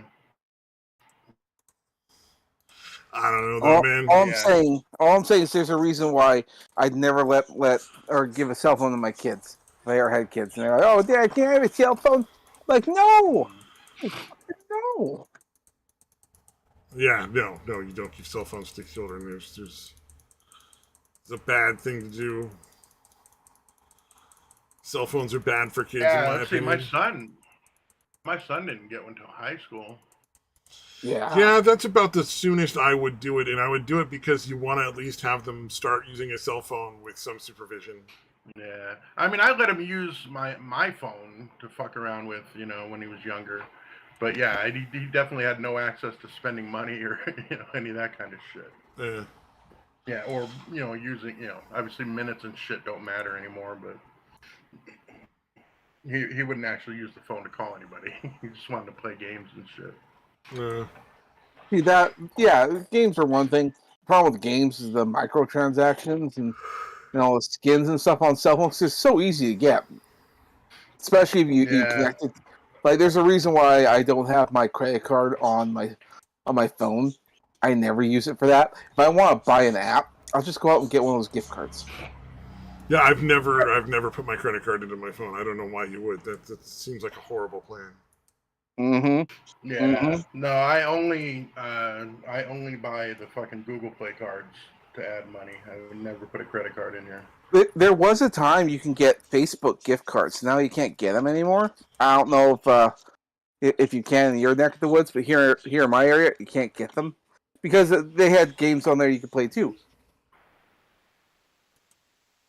Nice. Oh yeah, like the Farm Bill or whatever, that kind of shit. There was a cooking one that my girlfriend was just absolutely obsessed with. And I'm like, I hate this thing so much. She's on it all the fucking time. It's like we get home and I'm like, okay, I need to take care of business here, honey. Get in bed. And she's like, oh, well, let me just finish one more thing. I'm like, bitch, did I stutter? No, a bit. Oh, yeah. fucking dare you. I pissed off a lady I worked with once. She was talking about dealing with her kids, and she's like, yeah, I gotta sit and bargain with the 4-year-old for like hours to get him to go to sleep. I'm like, you fucking bargain with a child? Bargaining with a child? Like, why would you just put him in the bed? He's small. You're way bigger than him. Like, what possible point is there to that? That's not at all a healthy fucking parent-child relationship. Like a 4-year-old needs to go to bed at a certain time. Period. There's not a discussion or a fucking room for fucking bargaining. My God, like explain it once, sure, but then at a certain point, be the fucking parent. Mm-hmm. She was pissed. Well, yeah, 'cause it looks embarrassing for her. I think with women, they don't like being confrontational. They like to find some way to just talk it out. And with kids, it doesn't work that way because for them, like they always think of that they're super narcissistic, so they always think about themselves. You can have a discussion with a teenager. Like you can sit and talk with your 13-year-old and be like, all right, look, you're getting older. I want you to take some more responsibility. So, hey, we're going to let you decide your own bedtime within a certain framework instead of just saying it's like 9:30 o'clock. We're going to say the latest you get to stay up is midnight, and you have to decide on a night-to-night basis whether or not you're going to stay up that late. So, you're going to have to, like, practice and learn how late you can stay up and still be able to function and get your grades and all that kind of stuff. And that's what we're going to base it on. Are you still going to school? Are your teachers calling? Are your grades dropping? Then we'll revisit and we'll have to make some changes because you can't make that decision yourself yet. But it's a good time to start, and you can have like bargains with a teenager like that, like that works. Well, yeah, but with a 6-year-old, they don't understand any of that shit, like. Yeah, no, that's what I told my kids. I'm like, yeah, no, you can try to stay up a little later, but if I have any trouble waking you up in the morning, or you have any trouble getting up, the time's going back, to earlier. Yeah. Yeah, my parents, I was sort of parentified child, so like I did a lot of like the child care, so I had a huge leeway on all of the rules for myself because I needed to be there to like take care of, like handle stuff sometimes in late in the evening, sometimes, and I had so much more responsibility already. So that, like the bedtime, I never had any like, there was never a question of whether or not I was going to get enough sleep because it's sick and I was like, I want to go to bed earlier if I can. Can I stop staying up this late? More often than I would be trying to fucking stay up super late. Yeah. Of course, they also sat me down at 13 and were like, all right, drugs, sex, and alcohol, it's all totally fine now. So, like, God damn. They were like, if you want to do, smoke some weed or do some drugs, let us know. We'll get a hold of it, and you can try it here first and learn your limits before you're doing it anywhere else. Same with drinking. If you need condoms, we'll get you condoms. We're happy to provide that. The condom part, I think, that's just fucking smart. If you get a 13-year-old boy or girl, it doesn't matter. Be like, we will get you birth control of whatever kind you want, preferably condoms. Yeah, dude, I cannot count how many times I had that discussion with my son, dude. I'm like, hey, dude, let me know. I will buy them. Even if I don't have money, Grammy will buy them. We'll get you condoms. And also, you need to decide right now that you're always going to use a condom. Because if you leave that choice up until right before you're about to fuck, you're going to make the wrong decision. Especially if you have to stop right before you would have fucked because you don't have a condom. Yeah. Yeah, that's not a thing a high school boy is going to stop doing voluntarily. Like, unless the girl's like, no. You need to drill that into your... That's what I told him. You need to drill that into your own head that you're not going to have sex without a condom. Your mother and your father come incredibly fertile backgrounds. So if you have sex without a condom, there's a very high possibility you're going to get the girl pregnant. You're like, unlike the other children, you will definitely make babies. Yeah. I mean, dude, my parents had 5 kids, and the only reason there weren't more is because my dad got a vasectomy after number 5. He was like, okay, it's time to stop. Her side of the family is, again... They're Mexican. I don't know, you can call me racist if you want, but the Mexicans are a very fertile people. Like, let's not pretend. Yeah. So, again, you got a white guy whose fucking family is incredibly fertile like that, and a Mexican family. Chick's gonna get pregnant if you fuck without a condom. Yep. Makes sense. Gotta be careful, man. But I think that was my parents' sort of, like, point was, like, these are all things that you're going to be able to go out and do on your own now that we can't really stop you from doing. You know, drugs and alcohol and sex, they're all out there.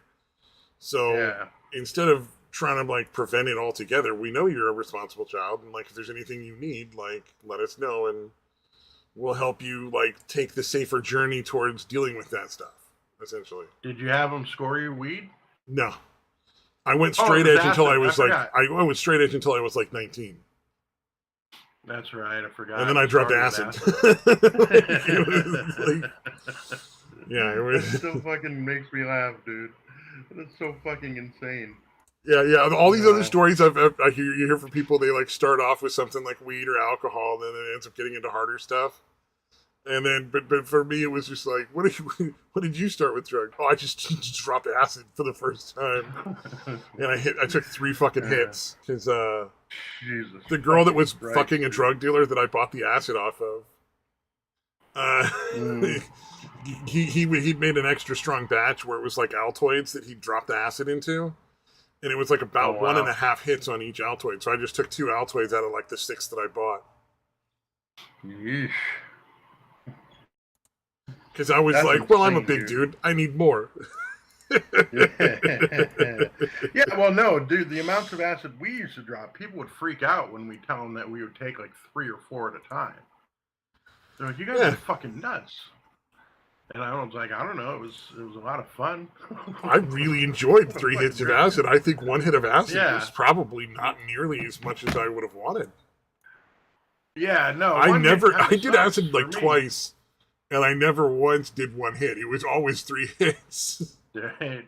Yeah, I think the absolute. I did probably 2 hits a couple of times, and that was again only because that's all I could get. Yeah, and It's to be 2 hits. fair, I would Okay. probably still do acid if I had a steady supply or a source that I could trust. Yeah, I mean, it was yeah, a we lot had of like fun. that. I would definitely do. I mean, I Yeah. wouldn't do it on a regular basis. Oh, It'd be like once every few months. I don't know. but- I would rather do shrooms nowadays. When I was younger, acid You know, was I've never fine. done shrooms. I don't think. Yeah, it's very similar, but it's a lot more mellow. You don't have the amp, the speed that you have with acid. It's just a downer, and it's just again you'll again your face will hurt from smiling too much because you'll have a constant fucking smile on your face. Like it will literally your face will start cramping. But yeah, it's just it's again way more mellow. It doesn't last nearly as long. And that's the main point with the younger and as opposed to now is like when I was younger, the shit lasting like 8 to 12 hours was fucking awesome. Nowadays, I don't want some shit to last Yeah, that long. that's what I'm saying. I might do it like once every few months. So like Yeah, you maybe I want to take a make sure. camping trip and like drop some acid Yeah, while like on the you want to first have no night. responsibilities for the day you're dropping it or the day after. Exactly. Like the first night you get there on a weekend, you're gonna camp. You just drop some acid and have like a real fucking crazy night. Then the next day you just sort of recover and have a nice, relaxing evening after that, and then you're ready to go back to work on the on the third night. You good to go Yeah, because you yeah. got it out of your system. Yeah, because again, I tried it. It's been a long time since I dropped acid, but one of the last times I did it was probably in my mid-30s, I guess. And after about 4 hours, I'm like, man, I don't want to do this anymore. And the problem with that is you got like at least a minimum of another 4 Yeah, hours yeah. to go. No, there's no. I don't Probably want to do 6 or this 7. anymore with acid. Yeah. Once you've Yeah, taken I it, wanna- you're on that trip for however long Yeah. the acid wants you to be Yeah, on and that trip. that's another advantage with the mushrooms is you can fucking sleep if you want to sleep. There's no amp to it. There's no shit that's keeping you awake. Oh, that sounds really. Honestly, now I kind of really want to do some shrooms. Like that sounds really Yeah. nice. Yeah, and again, it lasts usually about 4 or 5 hours. It doesn't last anywhere near as long. And again, Well, and aren't shrooms no good for like speed to it. anxiety and fucking all sorts of shit, right? Like as far as Yeah, yeah. No, I definitely always came out of it like the next day feeling super refreshed, super fucking sharp. Yeah, yeah, eh. yeah. Yeah. Mushrooms are awesome, dude. I think one of the reasons mushrooms are still illegal is because if people were doing them, a lot more people would be a lot nicer. Yeah, and probably be a lot less antidepressants sold, that kind of shit. Yeah. It depends. My brother was on them. He had a real bad time on them. Oh, I mean, Oh, yeah, drugs are not for drugs are everybody, horrible. man. Some people just get a shitty Yeah. deal of the cards, and they do not go well with Yeah. them. Yeah, that's Yeah. true. Yeah, you need to be in a decent headspace to begin with too. Well, especially acid. Maybe not mushrooms as much, but especially with acid. Like if there's anything that you're fixating on or that's bugging you mentally, it's not a good idea to take any of that shit. Oh, yes, that is very. If you are not in a good headspace, do not take acid. That is one of the things when people like talk about it and they're like, "Oh, that sounds really cool. I want to do that." It's like make sure that you got two things: Yeah. a babysitter and a good space in your head. Like you don't want to be Yeah. depressed and anxious and fucking drop acid. That will not fucking end well. Yeah, if you just broke up with your girlfriend and it's fucking with you, you're getting a divorce, or whatever it is. It doesn't have to be relationship. Whereas those things, if anything you're bugging dealing with all of those things, what you want to do is microdose mushrooms. Yeah, You want to take you just do a not little wanna be bit of mushrooms, not hallucinating. enough to go into the hallucinatory state, but it's just enough to elevate your mood a little bit. You're going to be a lot Yeah. happier. Like that's a Yeah. real good way to go, as opposed But to yeah. Yeah, but if your head's fucked up on anything like that, it's not a good idea to take any of that shit.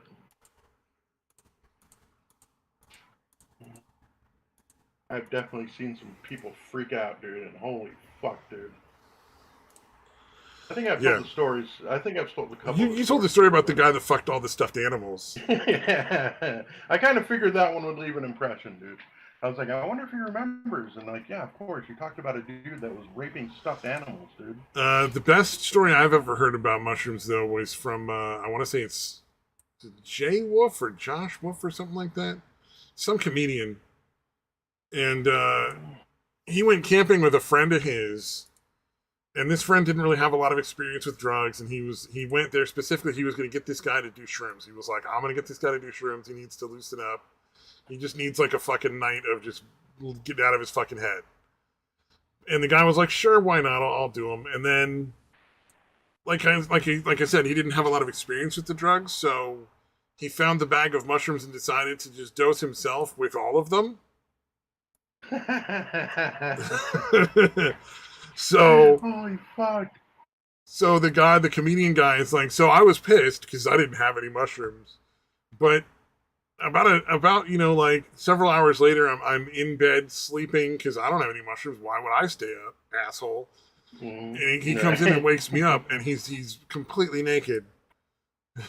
He's stripped off all of his clothes. This guy's like a hunter, like most of the time. Like one of those guys goes out and hunts in the woods and shit. Right. So he is stripped off all his clothes. He's completely naked. And he's like taking him out to go show him. He wants him to go out with him in the woods. So he goes out with his friend who's like super high in the woods. He's like, well, I can't. Now I've seen where this is going. I can't not go. I got to see how this turns out. And the guy was like traveling through the fucking tree branches, like climbing trees and fucking shit, and could see perfectly because he took all those mushrooms. So his corneas were completely dilated. So his night vision was perfect. So he's prancing through the woods, buck naked, traveling from tree to tree in the fucking branches, talking to his friend and showing him shit. Just like... Oh, fuck. That still sucks, though. Still want to... It would still... Oh, yeah, he still did all the guy's true. acid. Or still took all his mushrooms. Yeah. That was not cool. But... Like, why would you... Yeah, that's a fucking dude. I cannot imagine just taking all of whatever any drug might be that I'm not familiar with. Well, the guy figured that he'd packed enough for like a couple of doses, and one bag was definitely a dose. Right. Yeah, no, I'm talking about the dude that had never done shrooms before. Like, why would you just eat them all, dude? That's insane. I don't know. That is a dumb fucking. People out there are dumb sometimes. Yeah. Yeah, this is true. Yeah, no, anything new that I've taken, I've at least researched it in some aspect. Like, even when I was really bad on the pills, no matter what, I would look up what I'm taking, like, because you can, based on the, what the letters and numbers are and the shape and all that, you can find out what the fuck it is. Like, even when I was fucking at my worst, desperate to fucking get something so I'm not, detoxing or whatever, I would still take a fucking minute to look it up and make sure I knew what the dosage was and how much I should take. Oh, yeah, absolutely. Yeah, I can't imagine why you would take pills without looking that up first. Like, first and foremost, Yeah. why would you want to waste drugs, right? Like, Yeah. Yeah. like if you're taking way more than you should or not enough, either way, you're going to end up wasting drugs. Yeah. So you want to take enough that you know you're going to get high, but not like fucking overdose and fucking kill yourself. Yeah. Yeah, you don't want to kill yourself, but you also don't want to take like 4 pills if one's going to do it, because then you only get 1 dose. Yeah, exactly. Yeah, you definitely want to get high, but also get high later. Although again, your long term planning is kind of out the window once you're in active addiction. True. Yeah, That is that's true. part of your brain, oddly enough. Yeah, because there were plenty of times when I would only have like a few pills left, and it would be like 10 or 11 at night, and I know I'm not going to be up for more than an hour or two, maybe, if that. I'm going to bed, and I need those drugs to go to work in the morning, and I would still take them. Like it's fucked up. Mindset is fucking crazy, dude. Like I know I'm not even gonna barely experience the high from these pills for like maybe a half an hour, because it takes a while for them to take effect. Yeah. And I need them in the morning because I'm not gonna go to work without any pills, and still end up taking them. Yep, that's the addiction Yeah. part of it. That's unfortunate for the people that get really hooked. Yeah, yeah. That's what I'm saying. Like it makes no fucking sense to do something like that. But I did it plenty of fucking times, man. Drugs are not for de trois quoi. Yeah, well, opiates definitely weren't. Yeah, for sure. I never had that. Yeah, I never had that issue with any other substance. Yeah, I'm sure if you were to take up smoking weed, you'd probably be fine. Also, you could get it legally in your state, and it wouldn't fucking like prevent you from getting a job or any other kind of stuff. Like nobody's gonna fucking. You're not gonna starve because you're not getting enough money. Yeah, I still just leave it all alone just in case. I mean, it's the better choice. Yeah, yeah, yeah. I don't want to be. You hear about too many people. Well, I heard about too many people that were like, "Oh yeah, no." I was like, "I'll just smoke weed and I'll be fine." And again, invariably, vast majority of people. And I know a dude that did that. Back to their drug of choice. I know a dude that did that. He used to smoke fucking heroin, and he fucking like literally put the black tar heroin on a fucking piece of foil and smoke it. And he gave it up for smoking weed. So I know that there are people that have done that, but I still wouldn't. If I were in that position, I would still be like, nah, I'm not gonna. I'm not gonna That just is the hope exception. that works out. Yeah. Yeah, a vast majority of people that try to do that kind of shit end up going back to their drug of choice eventually. Yeah, pretty much. Kind of a guarantee. Kind of a guarantee that's how that fucking plays out most times. Indeed. It's a similar principle to why you're supposed to kill pedophiles once they've fucking acted. The recidivism rate is just insane. Yeah, yeah. Yeah, it's almost justifiable just killing them all because, again, you're only wrong about a very small percentage that won't reoffend. I feel like the crime in and of itself initially is deserving of death, plus the recidivism rate just makes it like even more reasonable. You know what I mean? Like if somebody rapes a child, I'm fine with killing them, like just because, like, oh well, Yeah, I do kind of feel like that is one opportunity where you don't get any extra, second chances. Yeah, I don't think you should. Well, any psychological damage you do will stay with them for the rest of their lives. And you're making sure to do permanent damage at an early age. That's going to last for like you're how long? Fucking up a child for life. Oh yeah, exactly. I've been listening to this channel called Azeel. Azeal, I think it is, or AEL. I can't remember the end of it. I'll take a look in a minute. But it's one of the things. It highlights one of the interesting things about VR chat is you will have, if you spend enough time on there, you will have some really fucking crazy conversations, and you will hear some fucked up stories because there's an anonymity there that just draws people to share shit that they might not have otherwise. I posted a few of them on the Discord. Like a Jew meets a Nazi. Like a guy who used to be a neo-Nazi white supremacist was raised in it, was gonna like take his dad's place in like the upper echelons of the fucking neo-Nazi group that they were in. Meets like a kid who was like literally harassed constantly for being a Jew. Like the kids at his school would like threaten to kill him and shit. Talk about how like Wow. Hitler was right. Legit, I was like, I don't know where this dude went to school because Jesus Christ, those are some fucked up kids. Yeah. But Yeah, like there that's was one incredibly where a guy rare, but talks about it being held definitely still hostage by the exists. fucking cartel, and there's another one where some Wow. kid grew up and his parents got involved with the cartel, and the family just fell apart, and everybody like people got murdered in front of him, and fucking his sister got raped in front of him and shit. Like just all sorts of terrible things. Yeah, it's AZEAL. But So No. I better check them out if I want to be depressed, eh? well, there's a lot of the stories that are just interesting. You can avoid the depressing ones. Oh, okay. I'm a psych major, so I have a little more interest in some of the more dark stuff because I've heard worse, like a lot worse than that. So, like that's a little more light for me.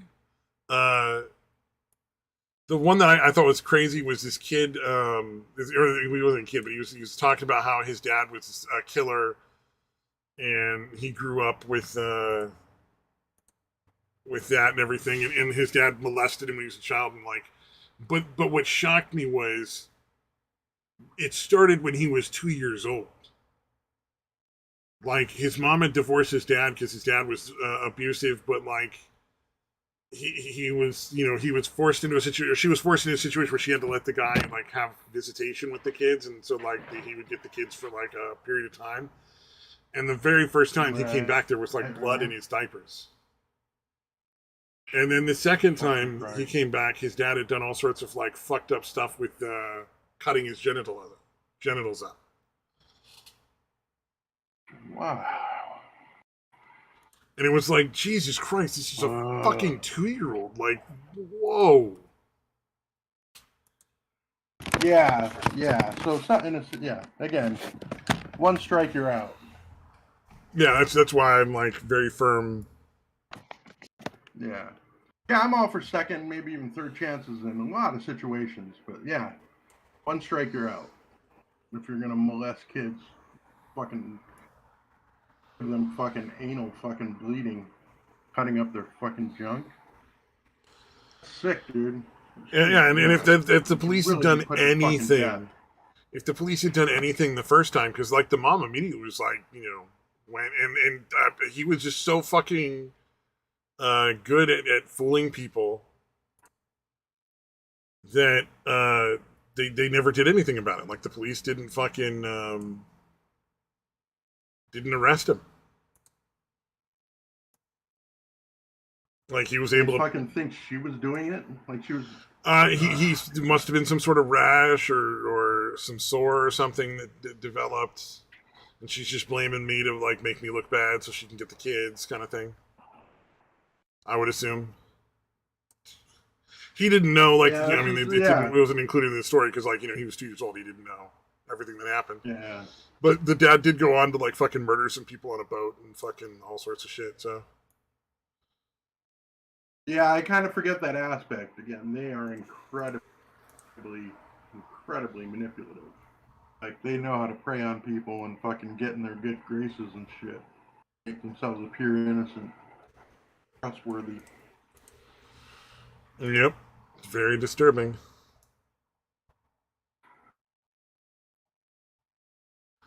Yeah. Well, I brought that conversation down, didn't I? Yep. That was entirely my fault too. Like I can't blame anyone else on that one. That was depressing. I hate life. All right, hold on. I'm gonna switch over to my phone for a minute. The Jew and the neo-Nazi was interesting.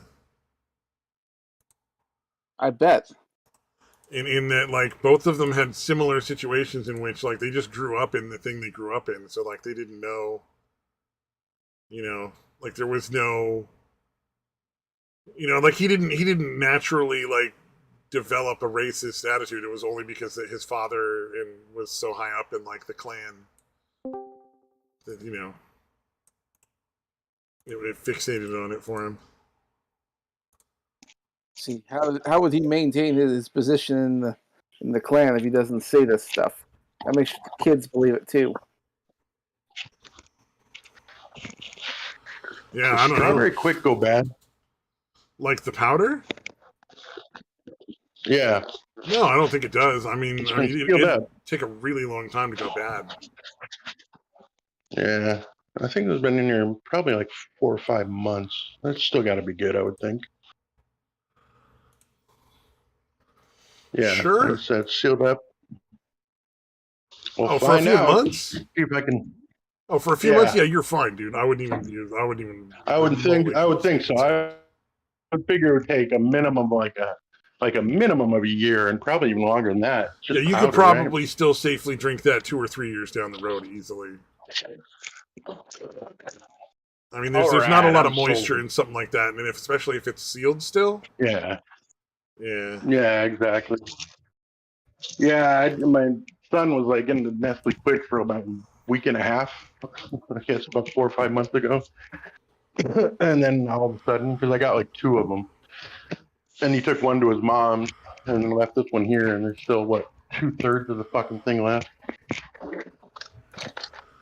But kids, Damn. they're fickle. They'll fucking move on to something else.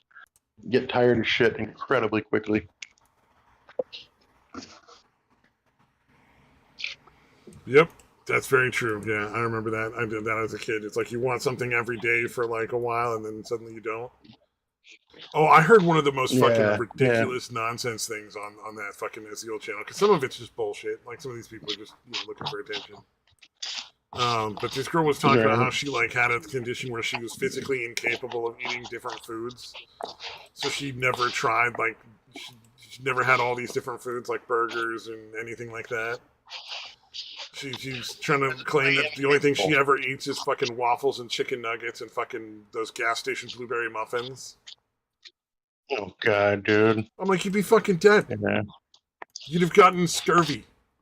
Like there's not enough nutrition in those to keep you from getting like any number of fucking diseases. Yeah, unless she was taking a ridiculous amount of fucking vitamins, dude.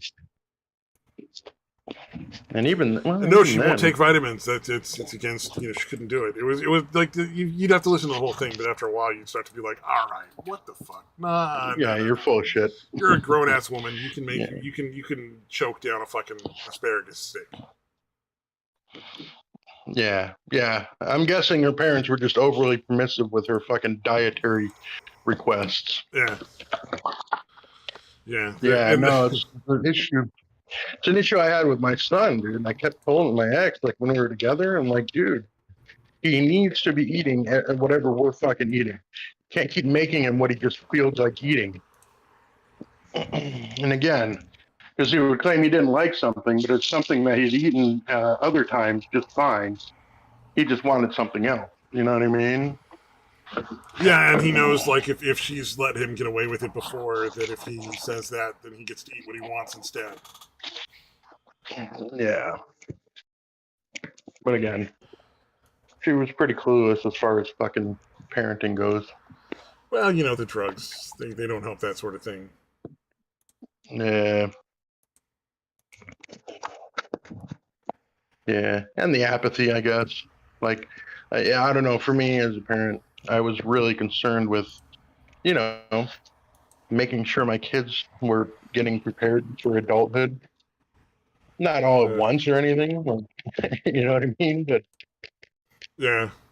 Well, and like my sister was super, super picky as a child. Like there was a long time when we really had to struggle to get her to eat anything other than waffles and chicken nuggets and plain cheeseburgers. But you just don't give up. Like you realize sooner or later they're gonna start doing it as long as you keep pushing. But you gotta push. Yeah. And give them alternatives that are incredibly plain or whatever. No, I mean, like, you don't start with, like, all right, you'll only eat chicken nuggets, waffles, and plain cheeseburgers. All right, here's minestrone. That's not your fucking go-to. You know what I mean? Yeah.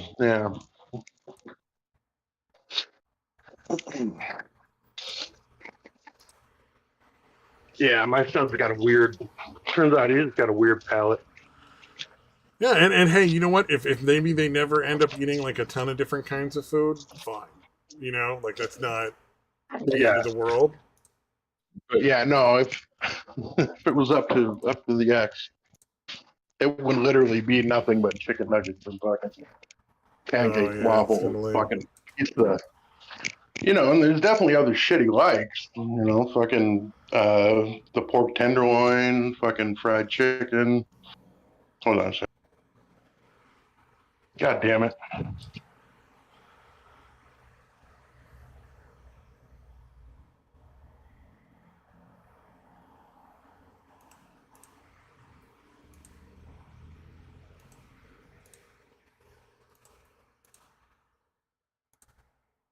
Oh no, everybody's gone. What do I do?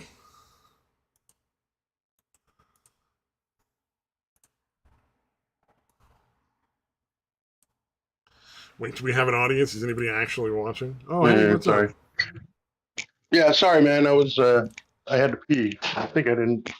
Oh yeah, no, I no, don't no, think I no. If you have did. to go to the bathroom, go to the bathroom. Don't fucking like. No, I already Jesus. did. I just that's why I was. That's why I was trying to mute it. Although I started pissing before, like I thought I hit the mute button, and I did, but it didn't register for whatever reason.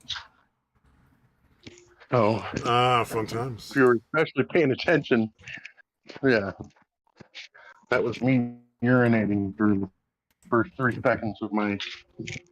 Like, what the fuck? Fucking mute, goddammit. Oh yeah, yeah, yeah, yeah. I'm sure everybody wants to hear somebody going to the bathroom. Oh, it was interesting. Oh, One of there the probably are guys. people out there.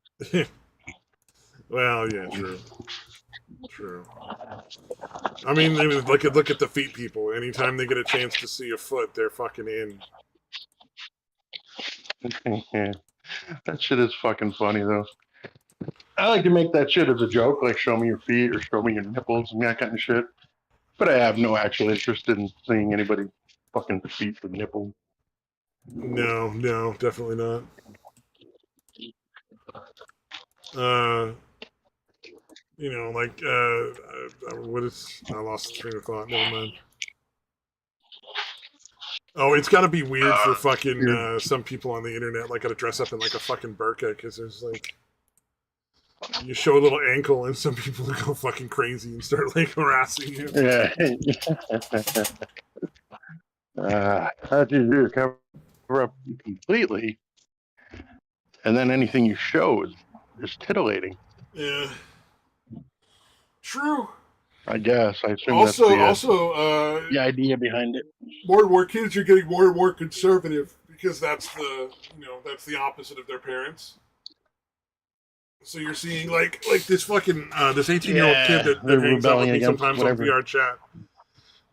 His big thing is like he's like, I've maintained my purity and I would like a girl that has done the same. Like I'm not interested in some whore.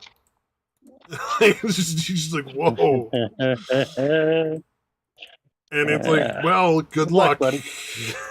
But also at the same time, it's like, Exactly. wow, that is more a common sort of opinion when I was in high school than I would ever have thought it would still be now. You know? Yeah, I don't know. They were pretty hoochie ass, and when I was in high school. No, I mean, Oh like no, there no, was more actually, people who genuinely were like, I want to maintain my purity and marry somebody who's there's a fairly decent amount of Christians who are all about purity gotcha. when I I was in see high what you're school. saying. Yeah. I just Yeah, it's interesting to see that I guess that's I made a was. It wasn't. resurgence. Yeah, well, it wasn't Christianity for me, but or maybe it was. I mean, I was definitely atheist by 14 or 15, but I was raised Catholic, and I Ah, did not have sex until I was almost 20 years old. But it wasn't religious. Just fucking, I had a really, although again, it probably was Catholicism's fault. yeah, Even if I had religion will rejected fuck that, you I up. still Religion will definitely fuck you up. That very is 100% prudish. true. Yeah.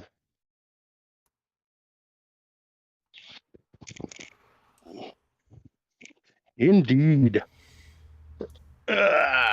Yeah, that's kind of the running joke around like recovery shit.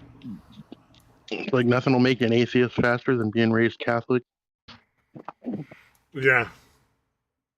Well, I mean, it's true Yeah, because like I it's said, like there's so many things that you learn are just bullshit when you get older. You know, like you're like, oh yeah, that's just total nonsense. yeah, yeah, like that's fucking ridiculous.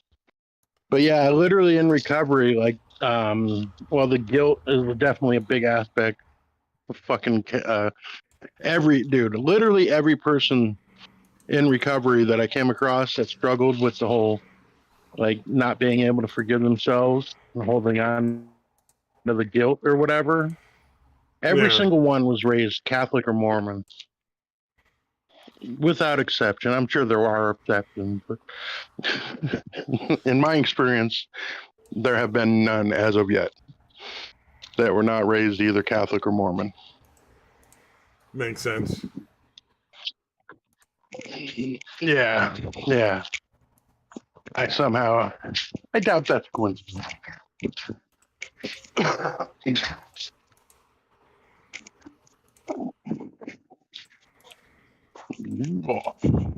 Okay, am I still on? Yep. You're Yeah. still on. Okay. All right, cool. What else is going on that's like major in the world today? I know there's Elon Musk has been talking about wanting to do something that competes with like YouTube, but or no, he hasn't been talking about. I heard somebody make a real good case about how he could compete with YouTube because he's got Starlink. Right. Because it'd be like the He's one way definitely you got could the. potentially host that much video and get like the similar like service where everybody can basically access it really easily. And as long as you keep it diverse enough, everyone, people will have interest in it because that's what made YouTube so interesting when it started. Was it was super diverse. It was different. You could find Yeah, literally yeah, anything you wanted on there, and it wouldn't matter because like if if you didn't like it, you shouldn't watch it. Otherwise, like who cares? I don't know, man. I think yeah, it yeah. was all about that. Like you could watch somebody talking about like Christianity, and then you could watch somebody talking about what do you call it? Anything else? Keep hearing Yeah, stuff. yeah, pretty much any point of view.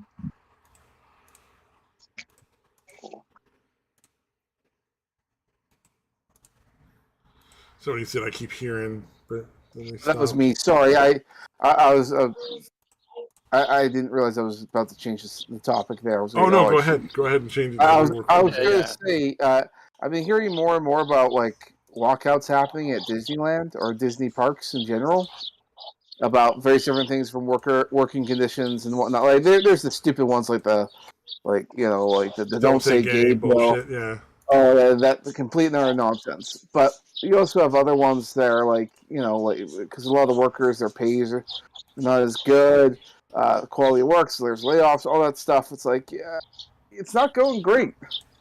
You work for Disney, and they definitely want some changes to happen. I don't know. I've never seen anything this bad at Disney before. Not just from the parks perspective, but also like the movies aren't doing good. And there's no their animated Well, I mean, stuff are not. they're devoid of any sort of creativity. The thing that made Disney so fucking popular with so many people was like it was all these really interesting stories that you couldn't get anywhere else. Well, They did all these amazing takes on fairy tales, and then suddenly, like, they just went fucking retarded and decided to just fucking force shit that nobody wants to see on them over and over and over. Like well, they decided that CGI was the way to go for the future. All movies will be done that way. So yeah, they kind of like they essentially told all their 2D animators you can either adapt or you can just go somewhere else. And they ended up going somewhere else, and it didn't really work out all that well for them. did not end the way they had hoped at all. Well, a lot of former Disney animators are doing their own thing. They're doing like Kickstarters and other such things. There was one that was I always bring up was Klaus on Netflix. I mean, that's another former Disney animators, and that movie did really well. There's a bunch of other animated movies they're doing really well. So, and now they're rehiring a bunch of the old retired 2D animators. Not for the current projects, but mostly can you train all of our current animators so that we can go back to 2D animation? So, Oh no. yeah. Well, they want the work because I mean, a lot of these were like guys in their prime who were like starting out in the animation industry, like, and yeah. Then Disney decided, yeah, we're just not going to get you. And a lot of the like people talk about the TV shows because they still have hand drawn TV shows, but the problem with those is that they don't actually have a lot of animators. They do a lot of the main frames, and then all the in betweens and stuff are done by people in Spain or Korea or something. So all the other most of the animation is actually done elsewhere. It's just all the lead frames were done in America. So yeah, they have to actually retrain a bunch of them, and yeah, and a lot of those animators who worked for Disney in Spain and the Philippines and all that, they're doing their own projects now because it's like, well, I mean, we have a lot of practice working for the big guys, and we can just sort of make our own stuff now, which they are. There's this it's on Netflix. It was like this. I want to say it's like a soap opera thing, but with like this cat lady and she has like a bulldog boyfriend, but she cheated on him with some sort of big business wolf guy, and she's got a simp on the side. This some turtle nerdy dude. Like, oh, so this is just some soap opera. Okay. Yeah, that sounds weird. Well, yeah, animated soap opera. it is. It's an animated soap opera. I can't remember the name of the country it's from, but it's the one where they do a lot of soap operas, telenovelas, or whatever they are. They're big into those. Mexico? So I want to say you're right. Mexico? I want to say it's Mexico or some other area Well, that does that. telenovelas is definitely Mexico. Oh, Or there you go. maybe Spain, I guess. They speak Spanish as well. See, there you go. Telemundo, sábelo gigante. Oh yeah. Yeah, I definitely wanted to watch more of that Telemundo stuff when I was in Mexico, because them movies be real. It was awesome. Gasps Yeah, in yeah. Spanish. I did understand the language, but I didn't have to. The only problem is that because I was in Mexico with my mom, and she was like reading a book, not paying attention to TV. I'm like, I feels like I'm a teenager again. It's like I shouldn't have to watch like softcore porn and pray my mom doesn't look up and watch me like that. God damn it! It was the most annoying part. It's like, want to take care of business, but you can't because you're sharing a room with your mother. I'm like, God fucking damn it. Yeah, if you ever watch any of that, there's so much overacting going on in the Mexican TV shows and all that shit. Let It's me fucking tell you, insane, dude. it's insane. It's so over the top, dude. Let me tell you, I prefer that over what we have here because when I was living with my girlfriend, she used to watch soap operas with her mom, and she made me watch them every now and then, and I'm like, God, this is the most boring shit. What the fuck am I watching? But then I watched those ones from Mexico. I'm like, please, this is a million times more entertaining. Oh fuck! But it's like, dude, sometimes you could tone it back a little, dude. But I do hear what you're saying. I actually would take a little bit too much as opposed to the boring bullshit that's fucking going on nowadays. Yes. Please give that to me. I'd rather that.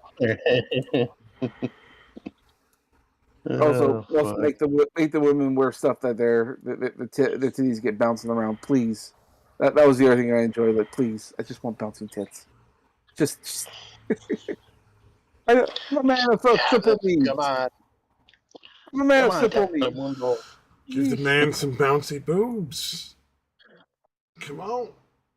Oh wait, that might not work out the way you want. Never mind. It might end up with your own set, and you're like, no, that's not what I intended. I'm pretty sure they don't let guys like that on set unless you're operating like a boom mic or something. No, I'm just saying, like, saying give the man some boobs. That might not work out well. They might literally give you boobs. Yeah.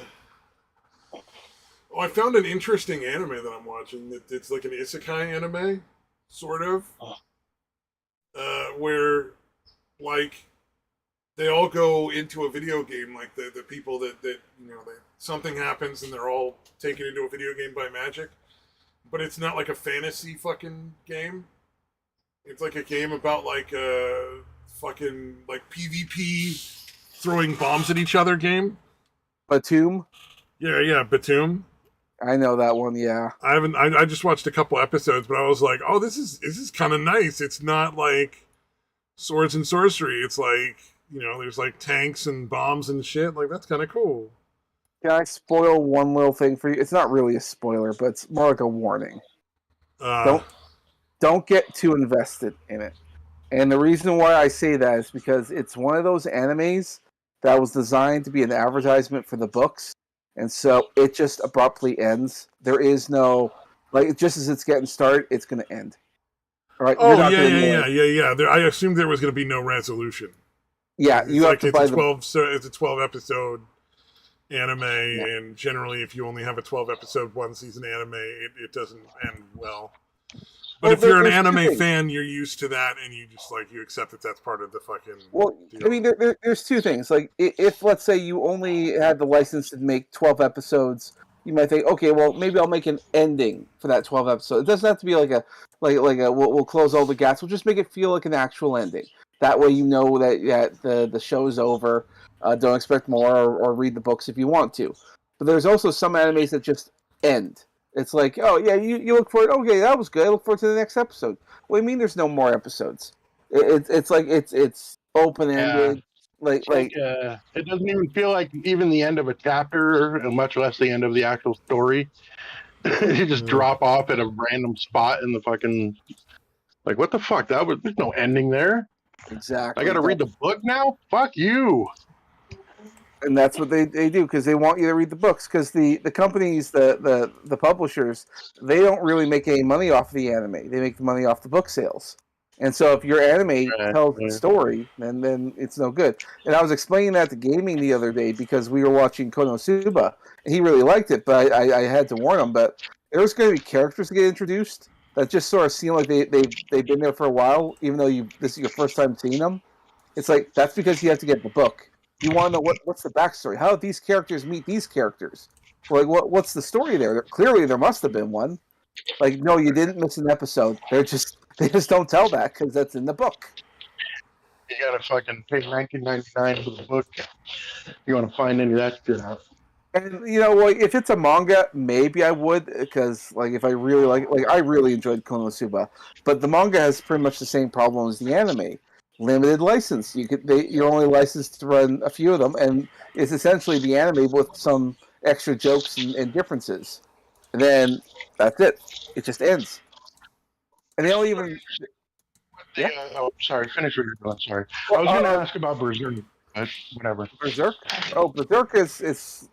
God, I don't know what to say about Berserk. It's kind of the same way. Like there was the original anime from back in the day, the 1990s, which is pretty good. Then there's the movies, which is also really good. And then there was like that horrible CGI TV show that everyone doesn't like. I want to like it because I like Berserk, but I've seen the animation and I thought this is such horseshit. What am I looking Yeah. at? Yeah. What I'm questioning is why are people so mad about it? About Like it's something to do with the Elden Ring, I guess somehow. The Elden Ring game. I don't know what The fucking Twitter parents, the Twitter lefties are fucking pissed about it because they're like, oh my god, these women are getting killed in these horrible ways, and then everybody else is like, yeah, so are the men. Like, you know what I mean? Like everybody's getting fucked up. Yeah, well, that's the internet being the internet. It's just getting outraged for the sake of outrage. It's stupid. We all Yeah, see so that. it's as dumb as it normally is. Basically, the outrage is ridiculous as it usually is. Basically, Yep. Yep. I mean, stability and logic and all, nothing's there. It's all insane. I don't know why they felt. Because apparently there's a spot where a young kid gets like fucking anally raped, and they illustrate that Oh, in a way. in Berserk, maybe I haven't read the manga, but I've heard similar things. So yeah, Berserk was pretty brutal, but it was designed to be brutal. Yeah, But it's brutal in the yeah, but same. that's Yeah. yeah, it's brutal to everybody though, right? Like again, the reason they're bitching is because they're like, why do these women have to get killed these ways? And like, they're like, dude, the men get it way fucking worse and way more often. Yeah, it's just the the ridiculousness of the Twitter fucking idiots. Well, you could argue that the men got it worse. I mean, another example, like I always bring up, is also like Game of Thrones, because you could say it's bad because sometimes a woman gets raped every now and then. But guess what? The men are often horribly disfigured or dismembered. I mean, one guy literally got his dick cut off, and then he got Oh, made fun really? of it. Yeah, he got made fun of it like for the rest of the season. I mean, he was he was a fucking broken man. That was horrifying. Yeah, dude, that was disturbing, dude. The shit that what's his name? Not Snow. Was it Snow? Whatever. The Theon dude's Theon the Greyjoy. Flaying Man kid. Yeah, Theon Yeah, Greyjoy. well, he's the one that got his junk cut off. But I mean, the shit that the psychologically way he got fucked up by that dude was really fucking disturbing, dude. Like they really fucked him up mentally. Oh, yeah. Yeah. I mean, yeah, I got to the point where like his sister shows up to rescue him, and he's like, "No, no, I can't go. I'm this fucking Reek guy." God, and everyone remembers him as Reek now. Like, oh no, I almost feel bad for the actor. He'll probably be known for that forever. It's like I watched Oh John Wick. no. I watched John Wick for the first time not too long ago, and I recognized the one. Oh, that's the guy who got his dick cut off. And I'm like, I shouldn't say that. That poor guy. It's like you're victimizing him again. Words can hurt so much. I know, right? Oh, It's like the guy got his dick cut off. did it happen to him IRL, or is it just something that happened in a movie? It happened in the show. Oh, then I don't Yeah. understand why anybody would give a shit. I mean, it's just... Well, because if you're known for that, It is.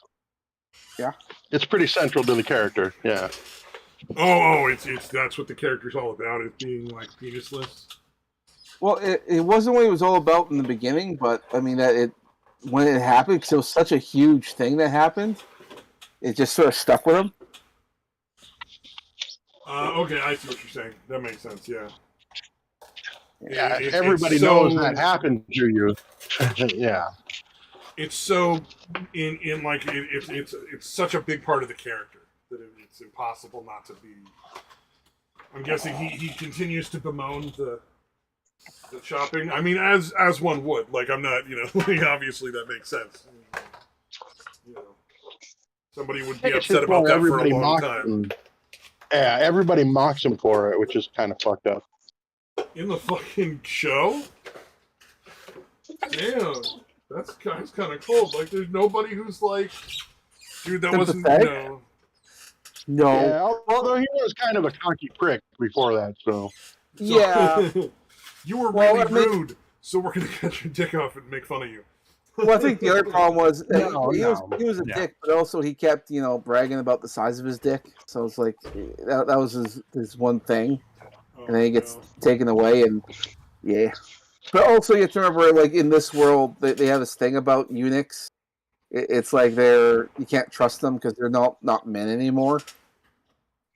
Oh, that makes sense. Okay. It's a cultural thing. Yeah.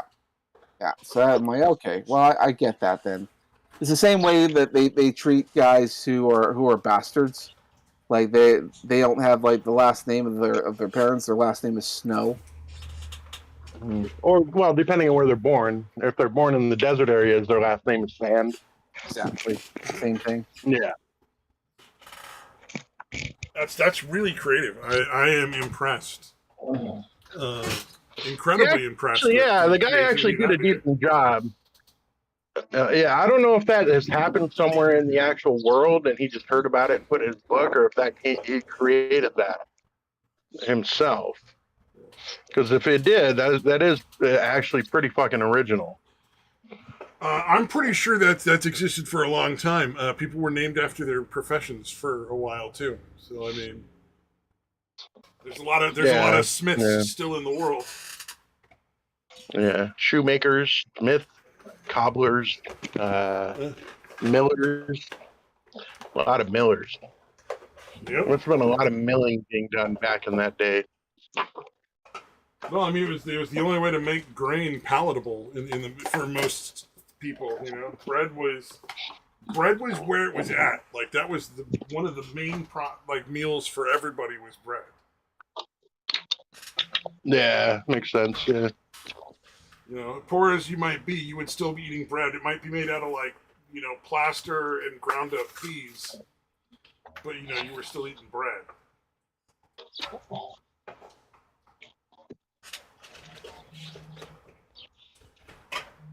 Ironically, I think that the diet of the poor people way back in the day was much better than that of the rich people. Just not enough food. Probably. Yeah, it was actually made from at least wholesome shit. Yeah, more like vegetables and stuff, and just like whatever they could find in the fucking forest, like nuts and berries and mushrooms and shit.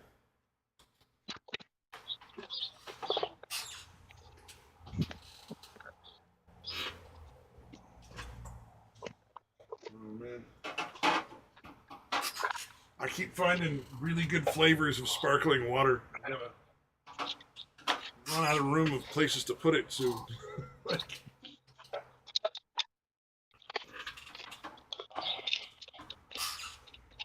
That's a good problem to have, dude. No.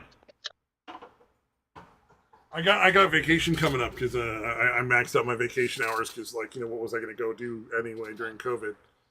And so I think I'm going to work on just throwing shit away. I've got a bunch of stuff that just needs to get thrown away that I'm never going to use for anything, and there's no reason to keep it. So sell what I can on Craigslist. It's not nearly like hoarding. It's more like I had interests and then I lost those interests, and I don't. And I packed it away because I just was too lazy to take it out to the trash. Right, gotcha. I don't have any sort of maybe I'll get back into this. Like I'm not gonna feel bad and be like, oh no, I threw away that big block of fucking paraffin wax that I never used because I didn't end up making candles. Right. You know? I hear you.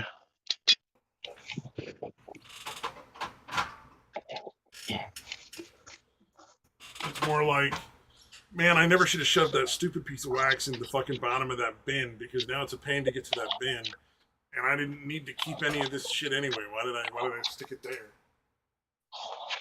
I should have just thrown that shit away, fucking months ago.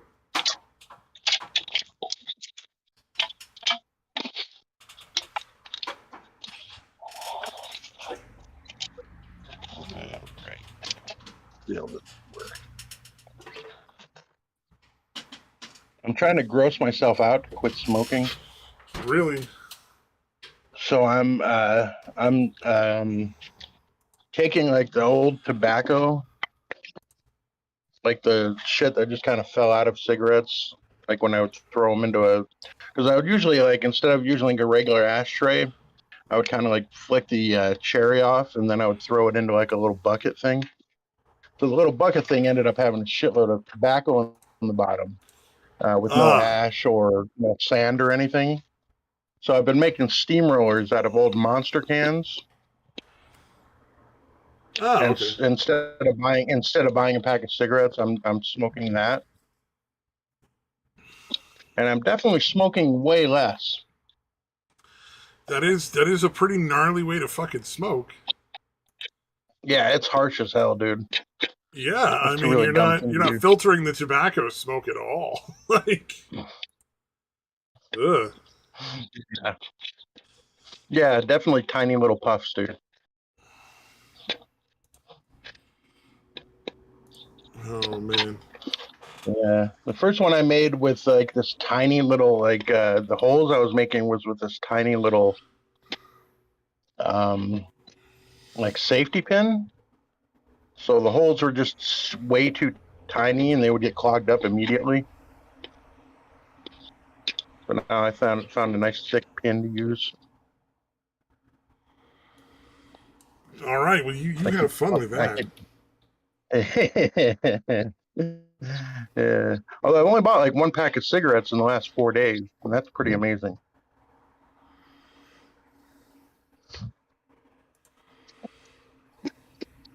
Because it would usually be a minimum of one a day.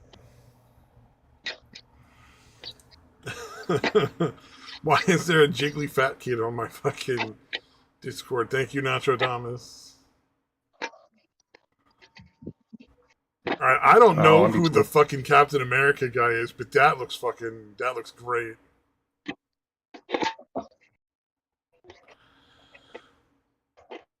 So Nacho Damas is apparently on a fat guy dancing kick. yeah. Don't question Nostradamus. Man, that guy's He is a meme. He is a awfully memeish. nimble for being that Meme large. genius. That's impressive. He has all the memes, dude. Good God. I don't know what the weirdly sexual thing with Gordon Ramsay is though. That's a little weird. Yeah, that is pretty odd. I think maybe Nostradamus might have a little thing for Gordon Ramsay. I'm not entirely positive, but wants to see him licking that sausage. Yeah.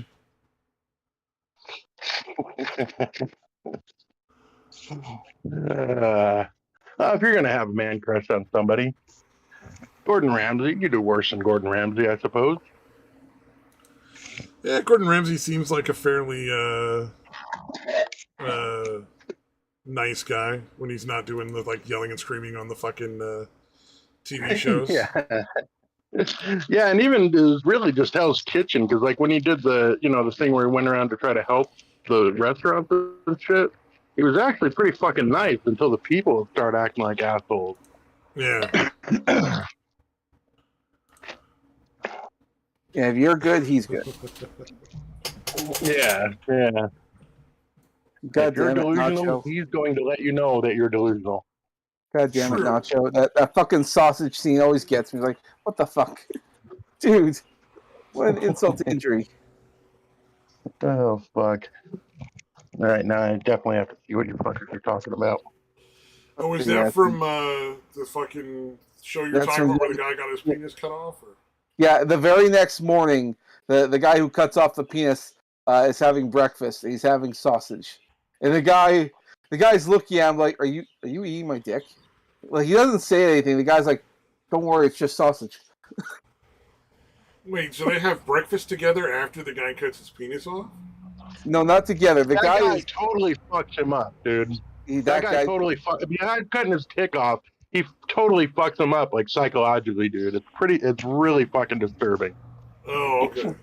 No, what he is he's chained up to this wall, and then that's how he cuts off his dick because he's all restrained, and he leaves him there all night long, and then he has breakfast in the same room with the guy, and the guy's like, It's like a form of torture. exactly, and and the guy's Yeah. looking at him, it's like, what are you eating?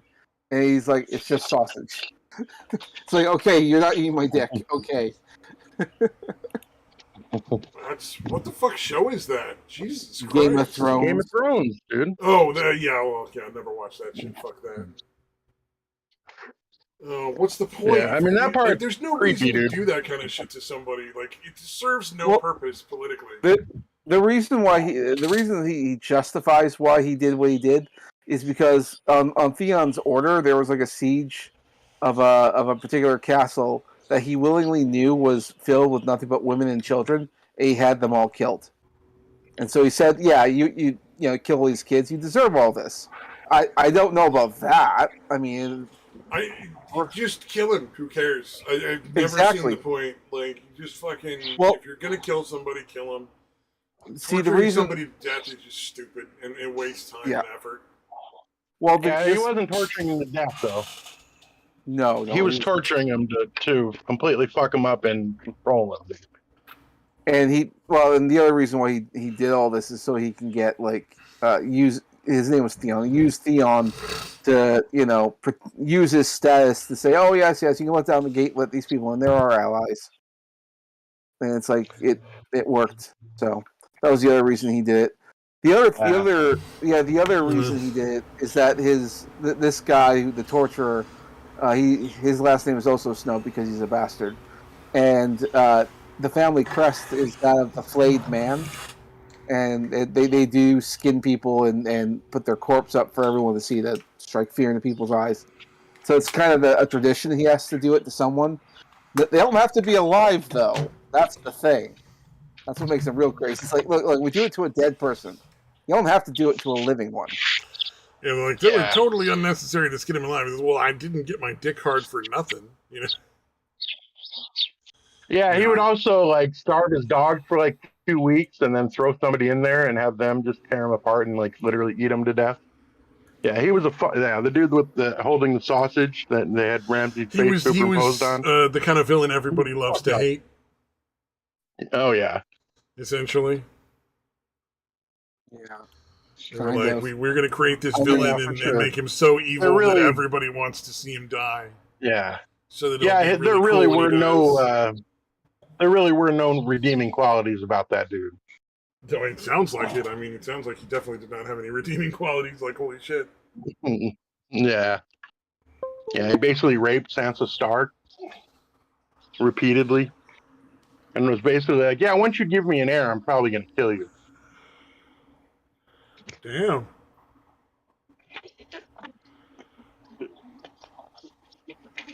That's a really stupid thing to tell somebody. Like because at that point you've created a person who's suffering horribly and now has absolutely no reason to not do whatever they can do to hurt you the most because they're gonna suffer and then die. Why not fucking take you with them if they have the chance?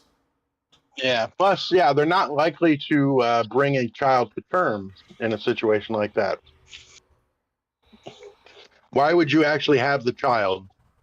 Yeah, you're definitely gonna be looking for pennyroyal and fucking falling down some convenient stairs and like falling on the fucking falling on the arm of your fucking chair, the edge of your bed or something to fucking kill it. Yeah.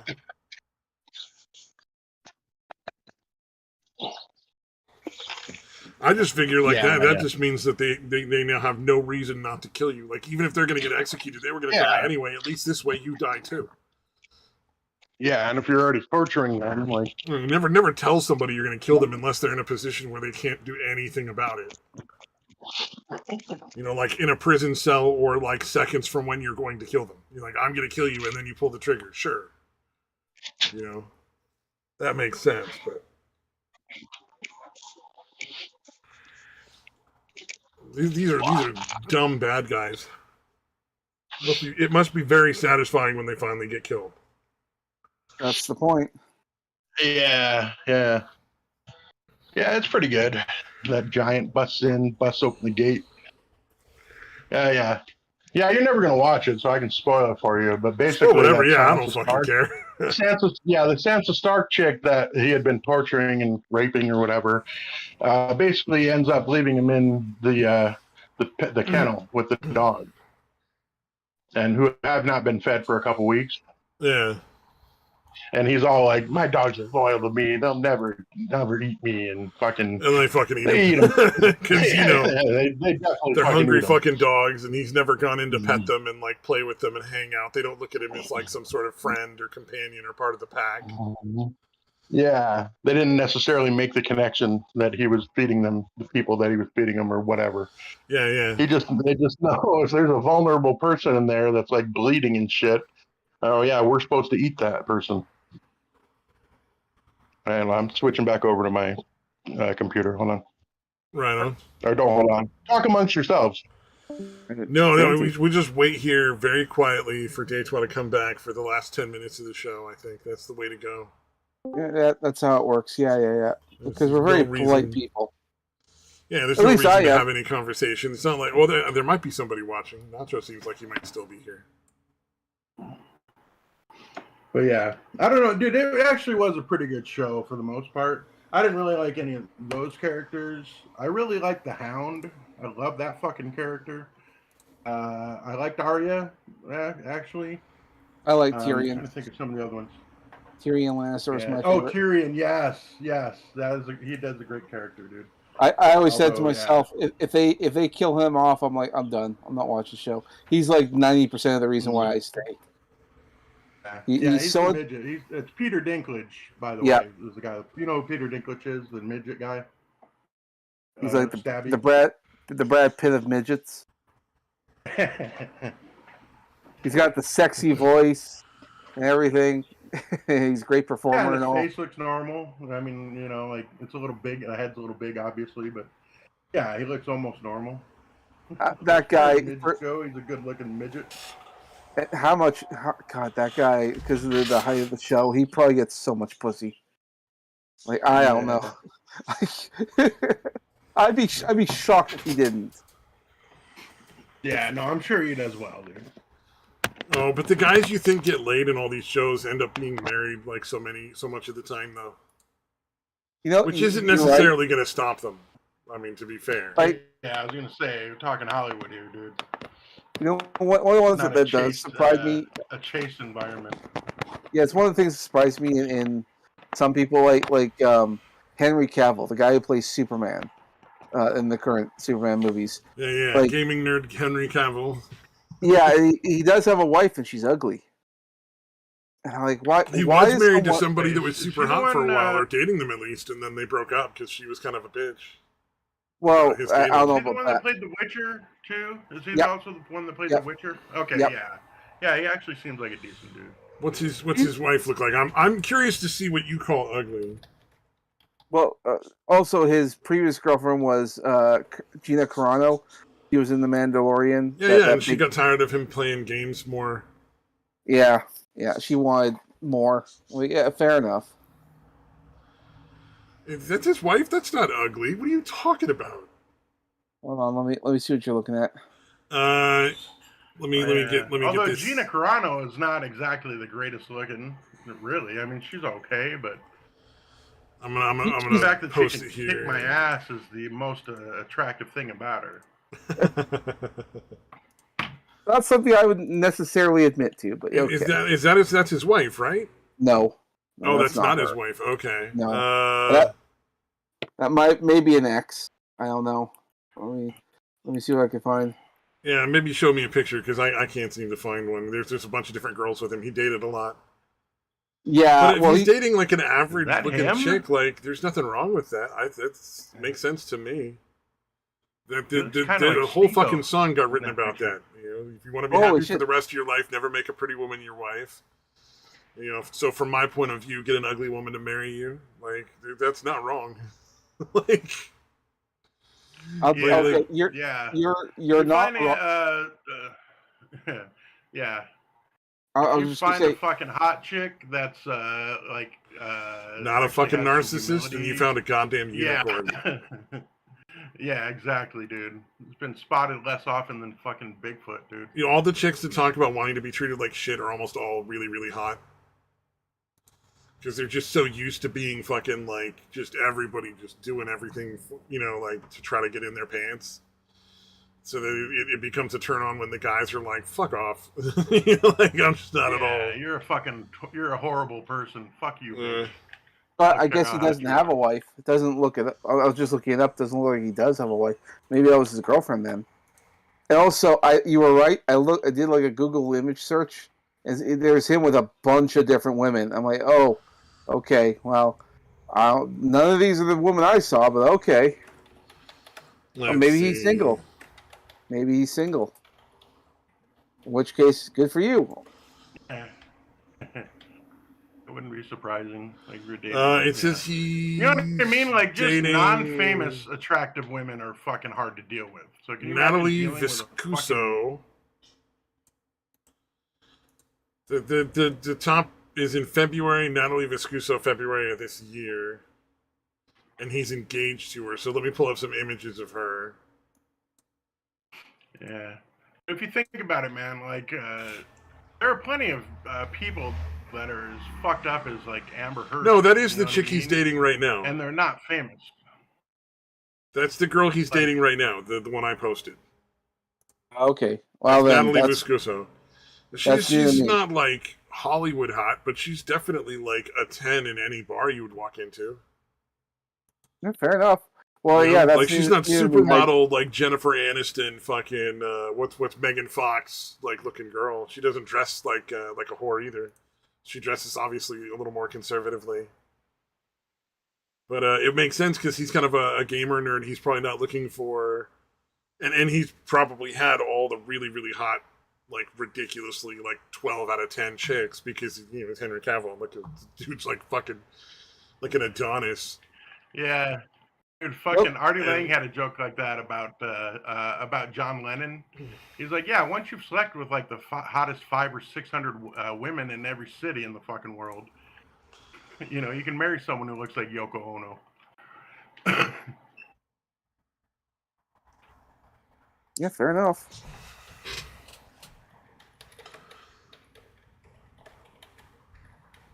Yeah. Plus, again, as bad as regular, non-famous narcissistic women are, pretty women are, it's got to be that like 10 times worse for a bitch that's actually like a fucking actress, movie star, whatever.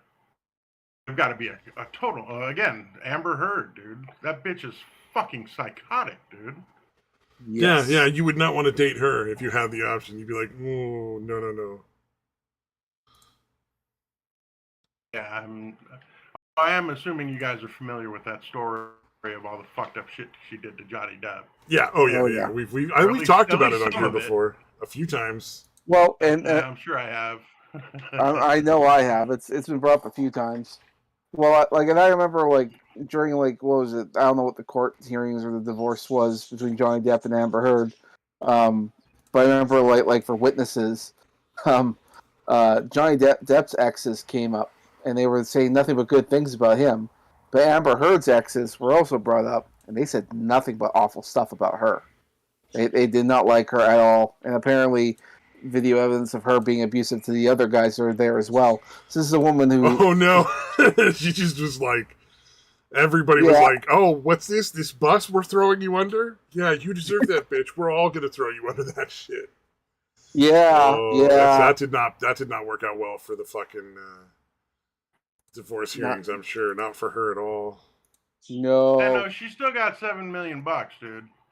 Well, I mean that might be what she had left. I think they sold out of court or whatever because if this kept going, like her career would have been over.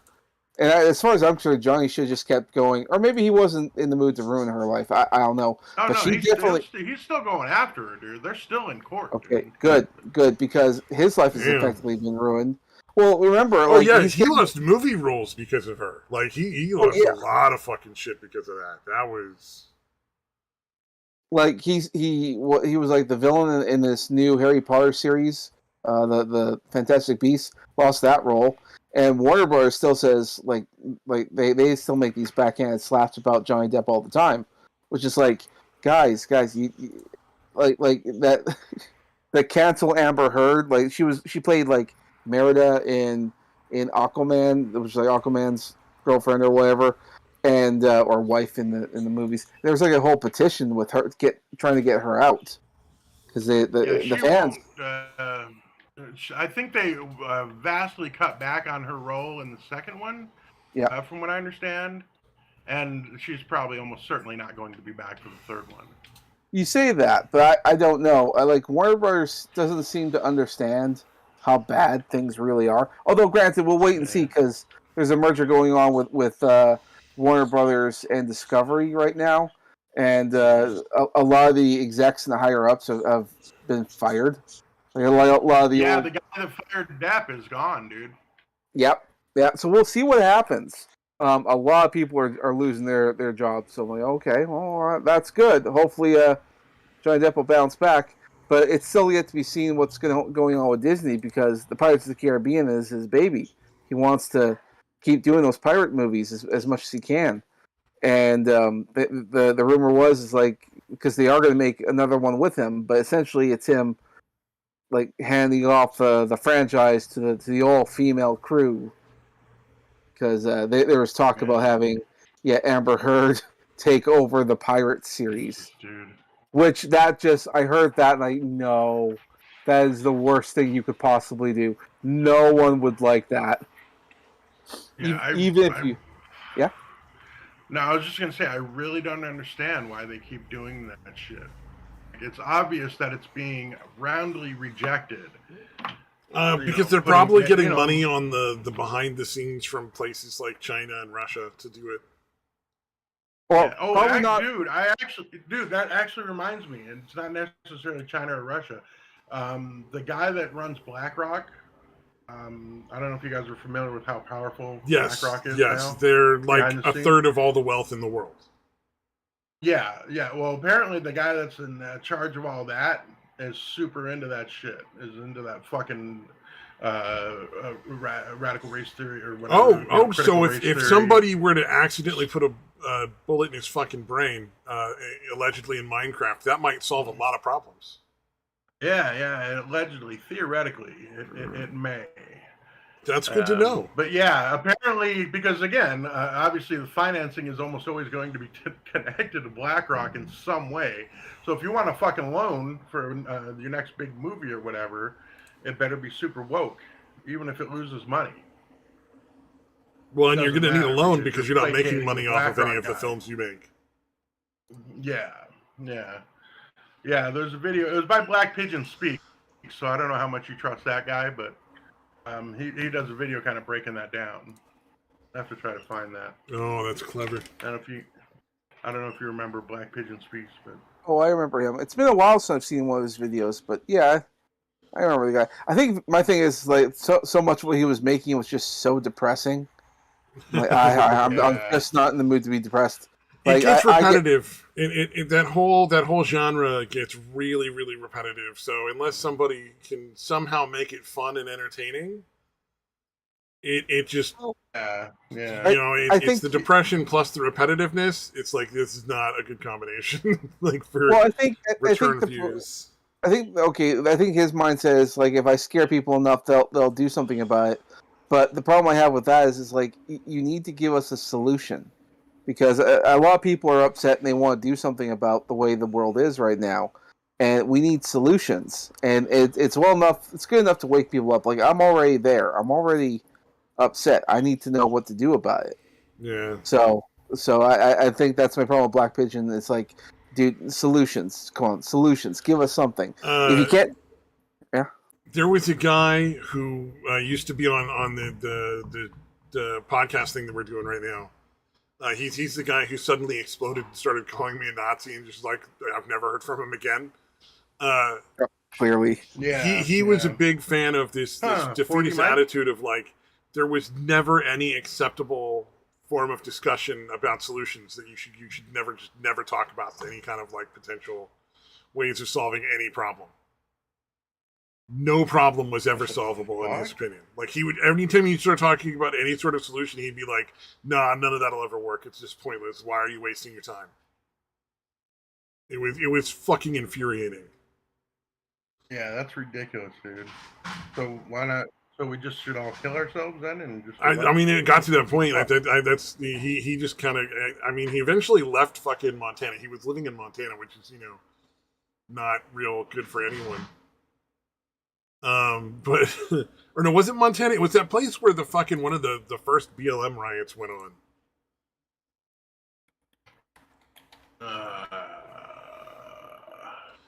I'm looking up a map right now so I can.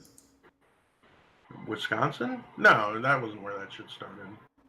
Wouldn't it have been like Seattle or Portland or something? Oh, it was in Missouri. Oh yeah, that's right. That the college. Yeah. No, there was a police killing, and they shot the guy. Oh damn, where was it that he was in then? If it wasn't Missouri.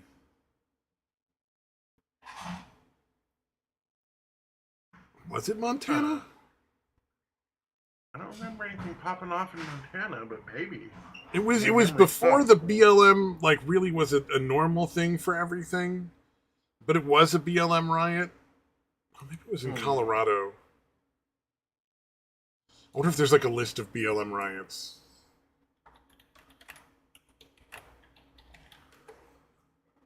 Shit, did he take it off? I'm sure Andy No has a in-depth listing of all the BLM riots going on. Oh, I think it was the George Floyd stuff. Yeah, okay. Could be. That was very popular. Let's see. It was George Floyd, and the protests started. Where did they start? I don't know. It was some bumfuck fucking state that he was living in that was just shitty, and he was surrounded by like terrible people. But now you have to wonder. Like now, I have to wonder like were any of those people really terrible? But he finally got out of that state and moved to California. Lost his job, and he just I don't know, dude's fucking lost his mind. The only thing that really bothers me is he's a father, like a single father, and it's like, oh, that's not good for a kid. Like that's a shitty kind of fucking dad to have, one who can't like accept that there might be solutions to problems. That's not going to raise a well-adjusted child. That's right. Yeah, that's a tough. God damn. I mean, honestly, that dude always bugged me. I didn't really interact with him a whole lot because he kind of went offline shortly after I came on. Yeah. But yeah, he was definitely a lefty fucking, libtard, but he wasn't fucking crazy. You know what I mean? He was kind of annoying, kind of like Lyman, but a different way, I guess. Yeah, when I refused to say that Trump was Hitler, he started calling me a Nazi, and then just fucking freaked out and lost his mind. And at first I thought he was joking because I was like, oh, this is so ridiculous and over the top. Like, this is hilarious. Yeah. He's like, I'm fucking serious. And I'm like, what? Like, are you out of your fucking mind? Oh man, that was entertaining. I wish I'd recorded that explosion and posted it because it was genuinely like, it's just all the crazy right there. Right. It would have been a lot of people would have laughed at that. That would have been pretty fucking funny. Yeah, that would have been pretty fucking funny to watch. And then I don't know how funny it was to interact with it and realize he was serious. But it was in a public room in VR chat, right? But it was an obscure room, so like there was no one in there when he started. But for like the last minute or two, there was some other guy there. And the other guy was just completely quiet. I'm like, well, I knew that dude for a few years. I guess I won't be seeing him again. The other guy's like, Jesus Christ, what the fuck did I walk into? Like, what is going on? Oh man, it would have been hilarious. Just the timing of everything was good. Yeah. Good shit. I'm having a hard time finding the fucking video I was talking about now. You might have had to take it down. Yeah. BlackRock. Oh yeah, if you're talking dissing on BlackRock, is that guy even still alive? Yeah. Like, if he has a following, I'm sure BlackRock doesn't give a shit if a show like this where there's like 3 people watching, if that ever. Like they don't care. They're like, no, that's fine. We want people like that to talk because then they'll discredit anyone else. But if it's somebody who actually gets a few thousand views a video, like that's good. They don't want that. They're not going to put up with that shit. And I'm looking. He's usually in the neighborhood of 20 to 30,000 for per video. God damn. King Crisis. All right, we got to go back before the Ukraine. He's definitely been doing a lot of coverage on the Ukraine crisis. Did he get deported? Okay, maybe he did get deported from Japan. All right. Yeah, I don't know. That's a good question. Threat of Pennsylvania. UK's government fear. Oh, we probably got to call it a day anyway, guys. It's getting a little after 6. Don't want to go too long. Yeah. Right on. Been at it for quite some time. Yeah, and we're starting to kind of retread old ground. I suppose. Yeah, and you guys never heard of that Reddit Places thing, did you? No, I didn't really. I don't really do anything on Reddit. I saw a video about it, but I don't think I actually watched the video yet. Maybe we'll do it as homework for next week. I suppose. Well, we'll see if we even remember. Reddit Places? What it is, okay, it's a giant canvas, and anyone who's like on Reddit can go on there, and you can put like one pixel. You can put like any color you want, that one pixel in that one spot. And once you do, you have to wait 5 minutes before you can do it again. Now that sounds silly. Oh, so you can yeah, I see exactly what you're talking about. I see, yeah, okay. Yeah, if you look in general, I posted a picture of what the end result was. I think it's like for the entire weekend, this whole canvas was up, and you can put pixels and people, you can get like your buddies or whatever, and organize. I mean, discords were made. People made little alliances. A lot of flags. There was like this whole thing. Like you can see like a time lapse of the whole thing.